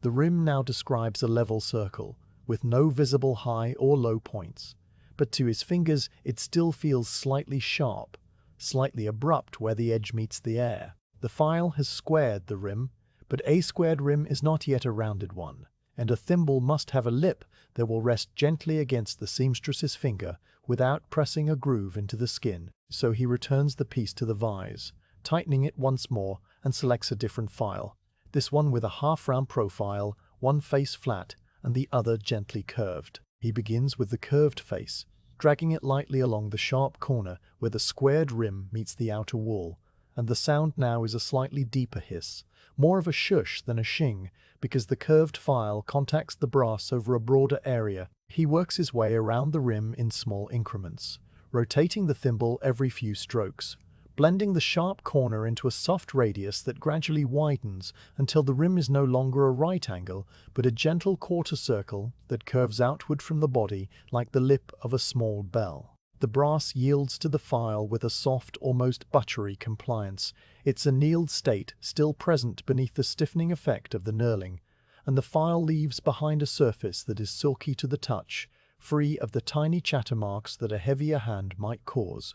The filing of the inner edge follows, a step that requires a different grip and a different angle. He now holds the thimble in his left hand, cradled between thumb and forefinger, and uses a fine round file no thicker than a knitting needle, its tip small enough to enter the thimble's mouth without scraping the dimpled interior. He inserts the file and draws it along the inside edge with short, careful strokes, working in one direction only, lifting the file clear before returning it for the next pass. This inner rounding is barely visible once the thimble is complete, but it makes a difference that the seamstress will feel. A smooth inner lip allows the thimble to slide comfortably onto the finger without catching or pinching. The round file produces a tiny high-ringing note as it moves, a sound that seems to hang in the air for a fraction of a second after each stroke, and then the workshop is quiet again. When both the outer and inner edges have been rounded, he reaches for a sizing mandrel, the same tapered steel rod he used earlier during the doming, to check the shape. The mandrel is graduated with a series of faint engraved lines that correspond to standard thimble sizes, and he slides the piece onto it with a smooth, steady push, feeling the way the brass grips the steel. the thimble settles at a line that is marked with the number 6, a medium size that will fit the majority of hands. He rotates the thimble on the mandrel, feeling for any tight spots or looseness that might indicate an uneven rim. But the brass turns evenly, the rounded lip tracking a perfect circle around the steel. Satisfied, he tugs the thimble free with a soft pop, the same sound you heard when it left the knurling mandrel, and sets it aside on a clean linen cloth. Now, he begins the process of smoothing the rim to its final velvety texture. For this, he uses a series of fine abrasive strips, small rectangles of emery cloth that have been cut from a larger sheet and stored in a flat tin box. The first strip is of a medium grit, its surface a dark grey flecked with tiny sparkles of abrasive mineral, and he wraps it around his index finger, pressing it against the rounded rim. He works the strip around the entire circumference in a slow, spiraling motion, moving from the outer edge across the apex of the curve and down to the inner edge, overlapping his passes slightly. The emery produces a softer sound than the file, a low, sandy rustle that blends with the distant murmur of the street, and it leaves the brass with a uniform matte finish, removing the faint directional scratches left by the files. He follows the medium emery with a finer grit, a strip that is almost smooth to the touch, its abrasive particles so small that they feel like the finest silt. The sound now is barely there, a gentle sigh that you must listen for, and the rim begins to gleam with a soft, diffuse glow as the tiny scratches are replaced by even tinier ones that the eye cannot separate. He works the fine emery slowly, taking his time, moving around the rim multiple times from slightly different angles until the surface is as even as still water. A final pass with a piece of plain flannel, rubbed briskly but gently, lifts away the last traces of abrasive dust and brings up a quiet luster, not a mirror shine, but a warm, living glow that seems to come from within the brass. He sets the completed thimble on the cloth beside the mandrel and looks at it for a moment, his eyes tracing the rounded lip, the even curve of its rim. Then he picks up a small brush from the cup on the bench, the same soft horsehair brush he used during the knurling, and he sweeps it carefully over the entire piece, working the bristles into the dimples and around the rim, dislodging any stray brass filings or emery grains that might have lodged there. The brush makes a faint whisking sound, and the particles fall onto the bench in a fine golden dust that he gathers with the side of his hand and pushes into a small pile. This pile, tiny and insignificant, joins the larger pile of brass dust that has accumulated throughout the day, a pile that will later be collected and returned to the metal merchant, along with the skeleton sheets, because nothing in this workshop is wasted. He moves now to the next thimble in the tray, and the process repeats. The vise grips the piece with its leather-lined jaws. The file draws across the rim with its soft shing. The half-round file follows to create the outer radius. The round file works the inner edge. The mandrel checks the size, the emery strips smooth and polish, and the brush clears away the debris. Each thimble receives exactly the same sequence of steps, and yet the sequence never feels monotonous. It feels like a quiet, necessary unfolding. The same way that each wave on a lake follows the same form as the one before, yet the lake never seems repetitive to the person sitting on its shore. The minor variations in each piece, the tiny differences in the way the brass responds to the file, the way the light falls on each rim as it is completed, all serve to keep the moment alive, to keep the attention gently anchored in the present. The pile of finished thimbles on the cloth grows slowly, and the pile of untrimmed pieces in the tray shrinks. The thimble maker's hands move through the motions with an ease that speaks of deep familiarity, but there is no carelessness in that ease. His touch remains light and precise. His pauses for inspection never shorten. His breath continues at its same slow pace. You notice now how the rounded rims of the finished pieces catch the window light in a way that the dimpled bodies do not. A thin, bright line that runs continuously around each mouth.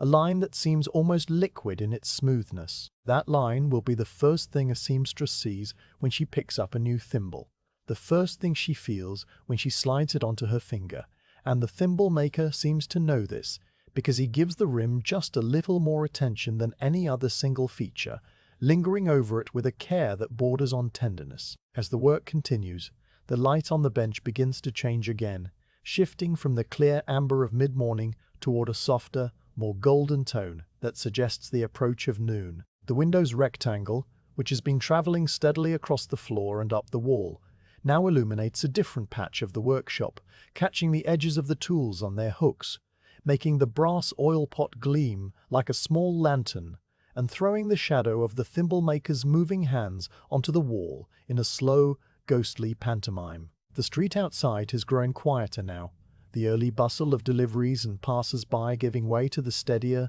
more settled sounds of a city deep in its working day, a distant hum that is less a collection of distinct noises and more a single continuous note, like the drone of a beehive heard from across a field. The thimble maker pauses once to roll his shoulders and flex his fingers, a small break that lasts perhaps half a minute. During this pause he picks up one of the completed pieces and holds it to the window, turning it slowly, watching the way the rounded rim interacts with the light. He brings it close to his eye and inspects the transition from rim to dimpled body, where a tiny, almost invisible ridge can sometimes form if the emery has not been worked all the way into the corner. He finds no such ridge, and he sets the thimble down with a nod, that same private nod that serves as his only form of self-acknowledgement. Then he returns to the vise and the files and the emery strips, and the soft shing and shush and rustle resume. Eventually the last thimble in the tray is lifted and seated in the vise, its rough rim filed smooth, its edges rounded, its lip polished to that quiet blow.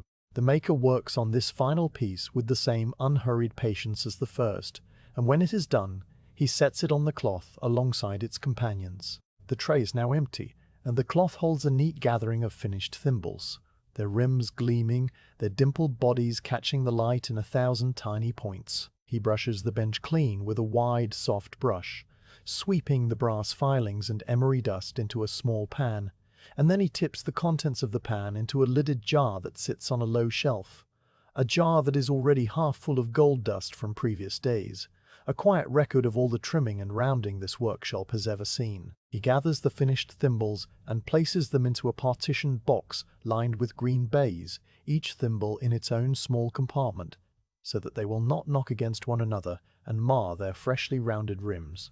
The box is shallow and slides into a shelf beneath the bench, where it will wait for the polishing stage that is still to come. For a moment, the thimble maker stands at the bench with his hands resting on its edge, looking out the window at the pale grey sky, and you see his chest rise and fall with a breath that is just a little deeper than the ones before. Then he turns back to the room and begins to put away the tools of this stage, the files wiped and hung on their hooks, the emery strips returned to their tin, the brush cleaned and replaced in its cup, the vise wiped free of any brass residue. Everything returns to its place, and the bench grows clear and calm, ready for whatever will come next. The thimbles wait in their baize-lined box, their rounded rims a promise of comfort to hands that are far away and yet, in some small way, already connected to this morning, this bench, this quiet room above a cobbled Birmingham street. The partitioned box with its baize-lined compartments sits on the bench, and in each compartment a thimble rests with its rounded rim uppermost, the dimpled bodies nested in the soft green cloth like eggs in a cradle. The thimble maker has cleared the bench of files and emery strips, and now only the polishing materials remain, arranged in a neat row, a stack of fine emery cloths cut into small squares, a pot of pale polishing paste, a soft cotton wheel mounted on a spindle at the edge of the bench, and a stack of clean flannel cloths folded into quarters. The light through the window has deepened to the rich gold of early afternoon, and the dust motes drift through it in slow, lazy spirals, as though time itself has grown thicker and more honeyed. He lifts the first thimble from its compartment, cradling it between his thumb and middle finger with the lightest of grips, a touch that barely disturbs the patina the brass has acquired since its trimming. The thimble is cool and smooth and weightless in the hand, a small thing that seems to hold the quiet of the workshop within its curve. He carries it to the polishing station and seats himself on the stool, which creaks once in its familiar way and then falls silent. Before him, the cotton wheel waits on its spindle, a dense disc of layered cotton muslin that has been stitched together in concentric rings, its edge slightly frayed from long use, its surface bearing the creamy stain of old polishing paste worked into the fibers. The spindle is connected by a leather belt to a foot treadle below the bench, a simple mechanism of wooden paddles and iron cranks that the maker operates with the same easy rhythm he brings to everything else. He places his right foot on the treadle and gives it an experimental push, setting the wheel spinning for a few revolutions, watching it blur into a soft white disc that hums with a low, steady note. The note is not loud. It is the sound of spinning things everywhere, a whir that seems to come from the air itself. Satisfied with the speed, he lets the wheel coast to a stop and reaches for the pot of polishing paste. The paste is a compound of fine abrasive particles suspended in a waxy binder, and its color when he uncovers the pot is a pale greenish-gray, like the underside of a leaf. He touches the tip of his index finger to the paste, taking up a small dab, and transfers it to the edge of the cotton wheel, working it into the fibers with a slow rubbing motion until the paste disappears into the cloth. The wheel now carries a faint gray smear, and when he sets it spinning again with the treadle, the smear blurs into invisibility. He picks up the thimble and brings it to the wheel, not yet touching, simply holding it a finger's width away, letting the rotation of the cotton create a small breeze that stirs the air near his knuckles. The first contact is barely a kiss, the brass touching the spinning wheel with a soft, high singing note that rises and then steadies into a continuous hush. He presses the thimble's crown against the wheel first, rotating the piece slowly in his fingers so that every part of the domed top receives an equal share of the polishing action. The paste on the wheel combines with the friction to produce a gentle abrasive effect, smoothing away the faint bloom left by the annealing and the microscopic scratches left by the emery, and the brass begins to glow under the touch, its color deepening from pale gold to something richer and more lustrous. The hush of the wheel is the dominant sound in the workshop now, a soft, rushing whisper that seems to fill the entire room without ever growing loud enough to be called a noise. He works the crown for perhaps a minute, turning the thimble this way and that, tilting it to catch the wheel at different angles, his fingers moving with a slow, deliberate grace that suggests a kind of wordless understanding between his skin and the brass, and the spinning cotton. When the crown has taken on a uniform, gentle gleam, he shifts his grip and begins to polish the dimpled sides, running the thimble's textured surface along the wheel in a spiraling motion that follows the same path the knurling wheel took earlier. The dimples create a slightly different sound as they pass against the cotton, a soft, fluttering tick that rides beneath the steady hush, like the sound of a finger drawn across the teeth of a comb.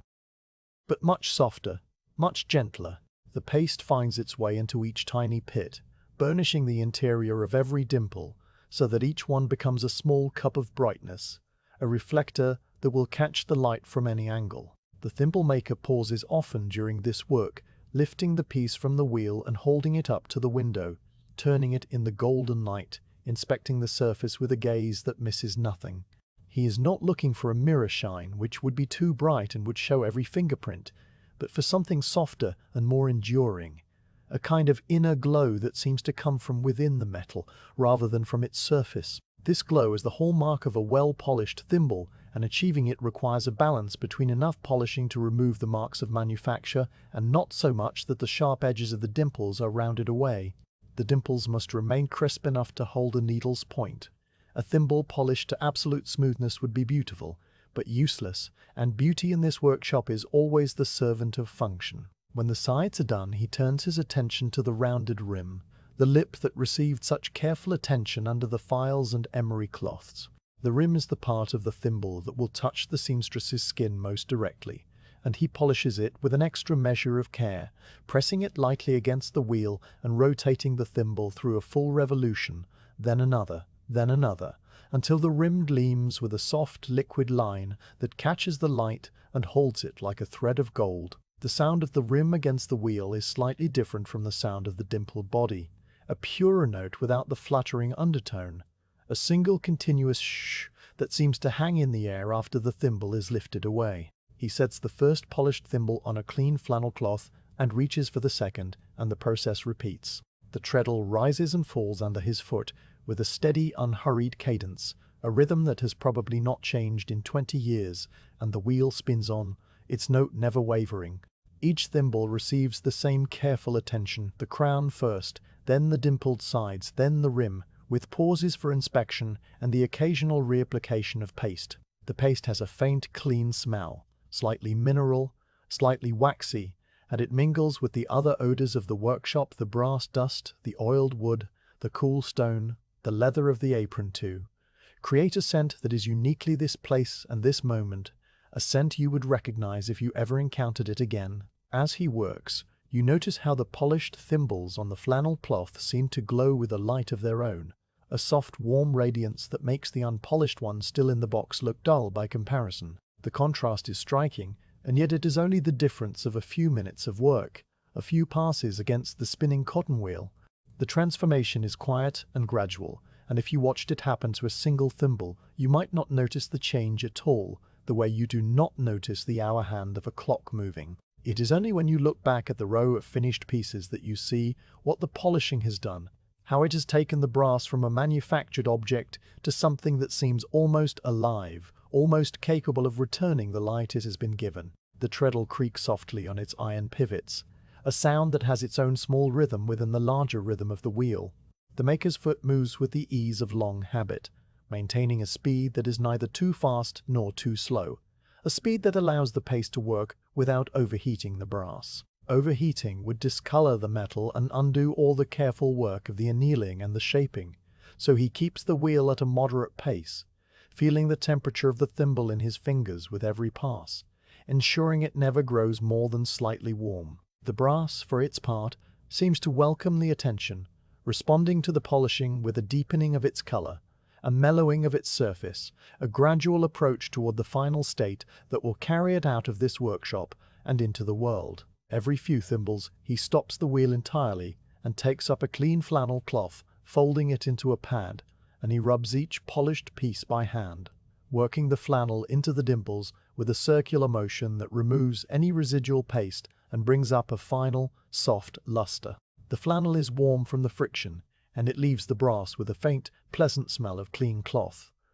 This hand-rubbing is the final touch, the last small act of attention that separates a thimble that is merely being polished from one that has been finished with care. He holds each piece up to the light after the rubbing, turning it slowly, and only when he is satisfied does he place it into a new partitioned box, this one lined with a fresh piece of baize, a deeper green than the storage box, a green that sets off the gold of the brass like leaves setting off a late autumn sun. The pile of unpolished thimbles in the old box dwindles, and the fresh green compartments fill one by one. The afternoon light continues its slow migration across the workshop, and the wheel continues its soft hush, and the treadle continues its gentle creak, and the maker's hands continue their quiet dance of turning and pressing and lifting and inspecting. No moment stands out from any other, and yet the cumulative effect is of a deep, pervasive calm, a calm that seems to rise from the very floorboards and settle over everything like a blanket. You find that your own breathing has slowed to match the rhythm of the treadle, and your eyelids have grown slightly heavier, not with sleep, but with a kind of restedness that is perhaps even deeper than sleep, a restedness that comes from simply being present while unhurried work unfolds before you. When the last thimble has been polished and hand-rubbed and placed into its green baize compartment, the thimble maker lets the wheel coast to a stop and lifts his foot from the treadle. The workshop is suddenly quieter, the absence of the spinning note leaving a kind of soft emptiness in the air, a silence that is not truly silent because the clock is still ticking and the street is still murmuring, but which feels like silence all the same. He takes up the flannel cloth and wipes the cotton wheel clean, removing the grey residue of paste and brass that has accumulated, and then he wipes his own fingers, which carry the faint, pleasant scent of the polishing compound and the metallic tang of brass. He then reaches for a larger piece of flannel and spreads it over the cotton wheel like a dust cover, tucking the edges around the spindle. He closes the pot of polishing paste, screwing the lid down until it is snug, and returns it to its place on the shelf. The used flannel cloths are gathered into a small pile, to be washed and reused another day, and the bench is wiped clean with a damp rag that he retrieves from a bucket in the corner. The oak surface gleams faintly in the afternoon light, its grain darkened and enriched by years of oil and polish and care, and it is now almost entirely bare except for the green baize box of finished thimbles and the tools that hang in their places on the wall. He lifts the box with both hands and carries it to a larger cabinet near the door. A cabinet with many shallow drawers, each drawer lined with green baize and divided into compartments of various sizes. This is where the finished thimbles live until they're wrapped and sent away, a quiet repository of completed work that accumulates gradually, drawer by drawer, until the time comes to pack them into parcels. He opens one of the drawers and places the newly polished thimbles into their appointed compartments, adding them to a small collection that already waits there, polished in previous days, all of them gleaming softly in the dim interior of the drawer like a cache of gold coins that are not gold but brass, and not gold but brass, and not coins but tools, and not treasure but something humbler and more useful. Small helpers for hands that sew. He closes the drawer with a soft push, and the cabinet door clips. For a moment he stands in the center of the workshop, his hands hanging at his sides, his eyes moving slowly over the bench, the tools, the window, the floor, where the light now lies in long golden rectangles that have climbed nearly to the base of the far wall. Everything is in order, and the afternoon stretches on with nothing urgent to fill it, and the quiet is as deep and as comfortable as a well-worn coat. The chapter ends with that quiet, and with the thimbles resting in their drawer, and with the maker turning toward the window to watch the slow drift of a cloud across the Birmingham sky, his face as calm and as unreadable as the surface of the brass before the scribe first touched it this morning. The morning after the polishing, the workshop holds the same grey stillness that it held at the beginning of the previous day, though now the shelves and drawers carry a quiet cargo of finished thimbles waiting to begin their journey outward. The thimble maker enters through the door with the same soft step, hangs his coat on the peg, and ties his leather apron behind his back, while the first pale light of dawn touches the window. The bench is clean, the tools are in their places, and the air carries the faint, familiar scent of brass and oil and the dry sweetness of the baize that lines the drawers. He crosses to the tall cabinet near the door and opens it, pulling out the shallow drawer where the polished thimbles have been resting, their golden surfaces glowing faintly in the dimness. He lifts them out one by one, placing them on the bench in rows of 10, and the morning light catches their dimpled crowns and rounded rims until the bench seems to bloom with small, quiet suns. Beside them, he sets a stack of brown paper cut into squares, a ball of fine hemp twine, and a small pot of gum arabic for sealing the wrappers, and he seats himself on the stool to begin the final task that will send these small objects out of his hands. The wrapping of each thimble is a matter of a few simple movements, repeated with the same calm as every other stage. He takes a square of brown paper, places a single thimble in its center, and folds the corners inward with a neat, precise crease, pulling the paper snug around the brass so that it will not shift. The paper makes a soft, dry crackle as it folds, a sound like leaves under a very light foot, and the thimble disappears into a small, tidy packet that he turns over and seals with a dot of gum arabic. The gum smells faintly of almonds and dries almost at once to a clear, glossy spot. Then he cuts a length of twine from the ball with a small knife, wraps it twice around the packet, and ties a simple knot, pulling it firm but not tight enough to crease the paper. The twine is rough and fibrous, a pale brown that matches the paper, and the knot sits neatly on top like a small, purposeful button. Each packet takes no more than a minute, and the minutes accumulate into a half-hour of quiet, repetitive work. The thimble maker's hands move with the same economy they have shown throughout. No wasted motion, no hesitation, no need to retie a knot or refold a corner. The wrapped thimbles pile up in a second, larger box, a sturdy cardboard carton that he has brought from a shelf and lined with a piece of crumpled paper for cushioning. When the carton is full, he closes the lid and ties it shut with more twine, running the cord around the box in both directions and knotting it firmly at the top, leaving a loop for carrying. He rises from the stool and checks the workshop one last time. The small charcoal brazier in the corner is cold and clean. The stamping press stands ready under its cloth. The knurling machine waits with its wheel raised, and the doming block sits heavily on the bench, its hollows lightly oiled. Everything is as it should be, and the room seems to hold its breath, a space that has completed its work for the time being and will rest until the next sheets of brass arrive. The thimble maker lifts the carton under one arm, the weight of it not great, perhaps a pound or two at most, and he walks to the door, opening it with his free hand and stepping out into the morning. The street is cool and grey, and the cobbles are still damp from the night's mist. Above the rooftops, the sky is a pale, even sheet of cloud that diffuses the light into a soft, directionless glow, so that shadows are faint and edges seem blurred. The thimble maker walks with a steady, unhurried gait along the pavement, the carton tucked securely against his side, his boots making a low, regular sound on the stone. He passes other workshops, some already alive with the sounds of hammers and lathes and the murmur of voices, others still shuttered and silent, and he nods at a few familiar faces but does not stop to speak. The morning is for delivery, and the delivery is part of the work, as much a part as the scribing or the doming or the polishing. The streets of Birmingham wind gently, and he knows the way to the wholesaler's counting house without needing to think about it, a route that has been walked so many times that his feet find the turns on their own.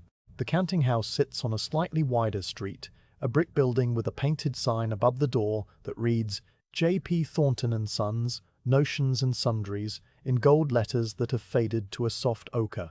The door is heavy, with a brass handle worn bright in the center, and he pushes it open with his shoulder, stepping into a dim hallway that smells of paper and dust and the faint, clean scent of new fabric. The counting house itself is a room of tall desks and wooden shelves lined with boxes and ledgers, and the air is warmer here, kept comfortable by a small coal stove in the corner. A clerk looks up from his ledger, nods at the thimble maker, and gestures toward a long table near the back where incoming goods are received. The maker sets his carton on the table, unties the outer twine, and opens the lid so that the clerk can see the small brown packets inside, each one containing a thimble. The clerk counts them quickly, his lips moving as his finger moves from packet to packet, and then he writes a number in his ledger and tears out a receipt, handing it across the table. The thimble maker takes the receipt, folds it once, and slips it into the pocket of his waistcoat, and then he nods and turns back toward the door. The exchange has taken less than 3 minutes, and no more than a dozen words have been spoken, because the thimble maker and the clerk have known each other for years, and there is nothing that needs to be said beyond the bare facts of the count. Outside again, the street is busier now, with carts and barrows and people on their way to shops and factories. The thimble maker pauses for a moment on the step, looking up at the sky, which remains pale and steady, and then he begins the walk back to his workshop. His hands empty now, his steps perhaps a fraction lighter.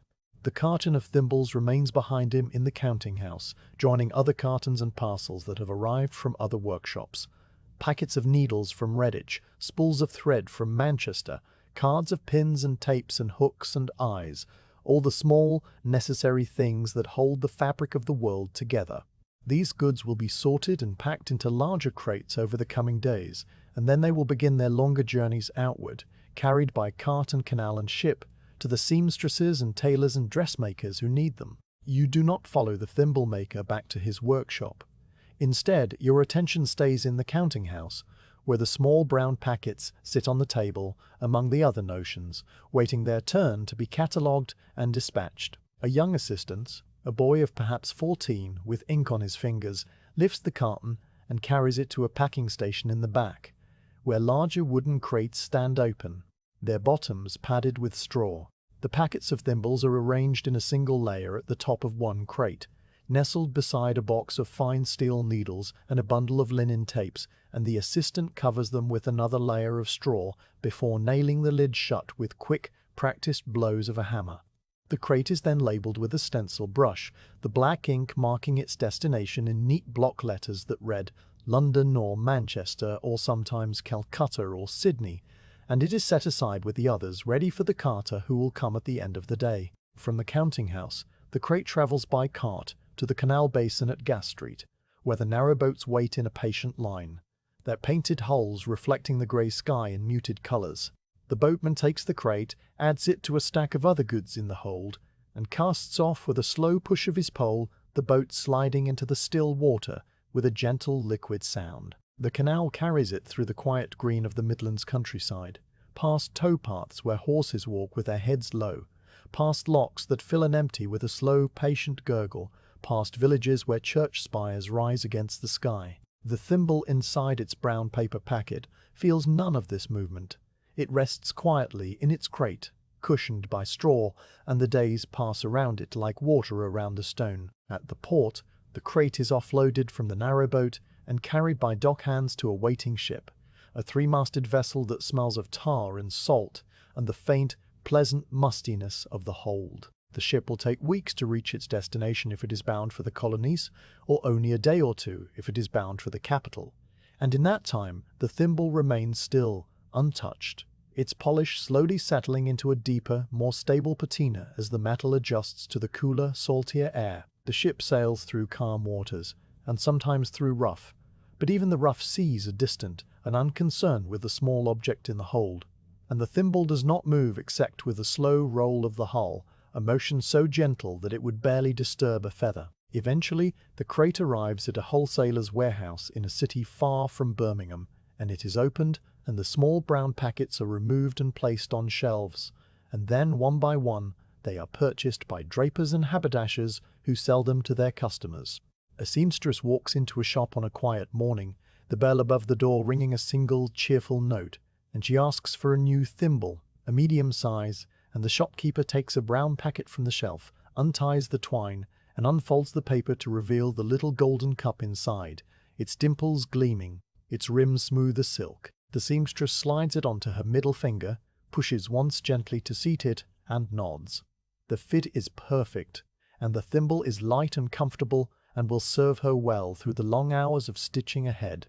From this moment, the thimble begins its real work, the work that will fill its days and give it purpose far beyond anything the Birmingham workshop could provide. It rides on a woman's finger in a dressmaking parlour in London, where the windows are tall and the light falls across a cutting table heaped with silks and velvets and fine white muslins. The needle pushes through the fabric, and the thimble meets the needle's head with a soft, familiar resistance, guiding it forward, preventing the eye from slipping into the flesh, making each stitch a little easier than it would be bare-fingered. The seamstress works for hours, her head bent over an evening gown for a lady of means, and the thimble becomes a part of her hand so completely that she forgets it is there, the way you forget the feel of a ring you have worn for years. In another place, a different thimble from the same Birmingham batch sits on the finger of a woman in a cottage in the Cotswolds, where the light comes through a low window, catching the dust in the air as she mends her husband's work shirt. The needle is a little blunt, and the fabric is a coarse, homespun linen, but the thimble does its job just as steadily, pushing the needle through, protecting the finger, wear after wear, wash after wash. The children play outside, and the kettle hums on the hob, and the thimble is simply there, a small, unremarkable presence that makes the long, necessary labor of mending just that little bit less tiring. Further still, a seamstress in a workshop in Calcutta, the air warm and humid and smelling of spices and the river, sits cross-legged on a mat with her sewing box at her knee, and inside that box, among the spools of thread and the paper of pins, a Birmingham thimble gleams softly. She uses it to embroider fine patterns on a sari, guiding the needle through the fabric with a precision that comes from years of practice, and the thimble catches the light of the oil lamp as the evening draws on, a tiny spark in the dimness. The brass has travelled so far from the workshop where it began, across oceans and continents, and yet it fits this hand as well as it fits the hand in London, as well as it fits the hand in the Cotswolds, because hands, for all their differences, share a common shape and a common need for protection and for a steady guide. The thimbles do not think about their journeys, and they do not remember the workshop, the scribing, the doming, the fire, the knurling, the polishing, the wrapping. They are objects, and their life is a life of use, a quiet, unbroken service that will last for years, perhaps decades, before the brass wears thin and the dimples smooth out, and the thimble is finally retired to a sewing box or a drawer, replaced by a new one from a new batch, made in the same workshop, or one like it, by hands that go through the same rhythms. The Birmingham workshop may have fallen silent by then. The thimble maker may have grown old and handed his bench to another, or the building may have been torn down, or the street may have changed its name. But somewhere, in some sewing room or cottage or dressmaking parlour, a thimble still holds its dimpled crown against the needle's head, and the stitch is made, and the fabric holds, and the world is held together. One small, calm, ordinary push at a time. And so the story does not end with the closing of the workshop door, or the extinguishing of the brazier, or the final polish on a batch of brass. It continues in every place where a seamstress picks up her needle and rests her thimble against its eye, in every quiet room where fabric is joined to fabric, with the help of a small golden cap made in a Birmingham workshop in 1850. The thimble maker, wherever he is, whether still at his bench or long at rest, has sent something useful into the world, something that asks for no recognition, something that simply works, day after day, in the patient, unending rhythm of women's hands. And that is enough. That has always been enough. The light through the window of the workshop in Birmingham has long since faded, but the thimbles carry a little of that light with them, a gentle golden gleam that shines in sewing rooms across the empire, quiet and steady and undemanding, like the story itself.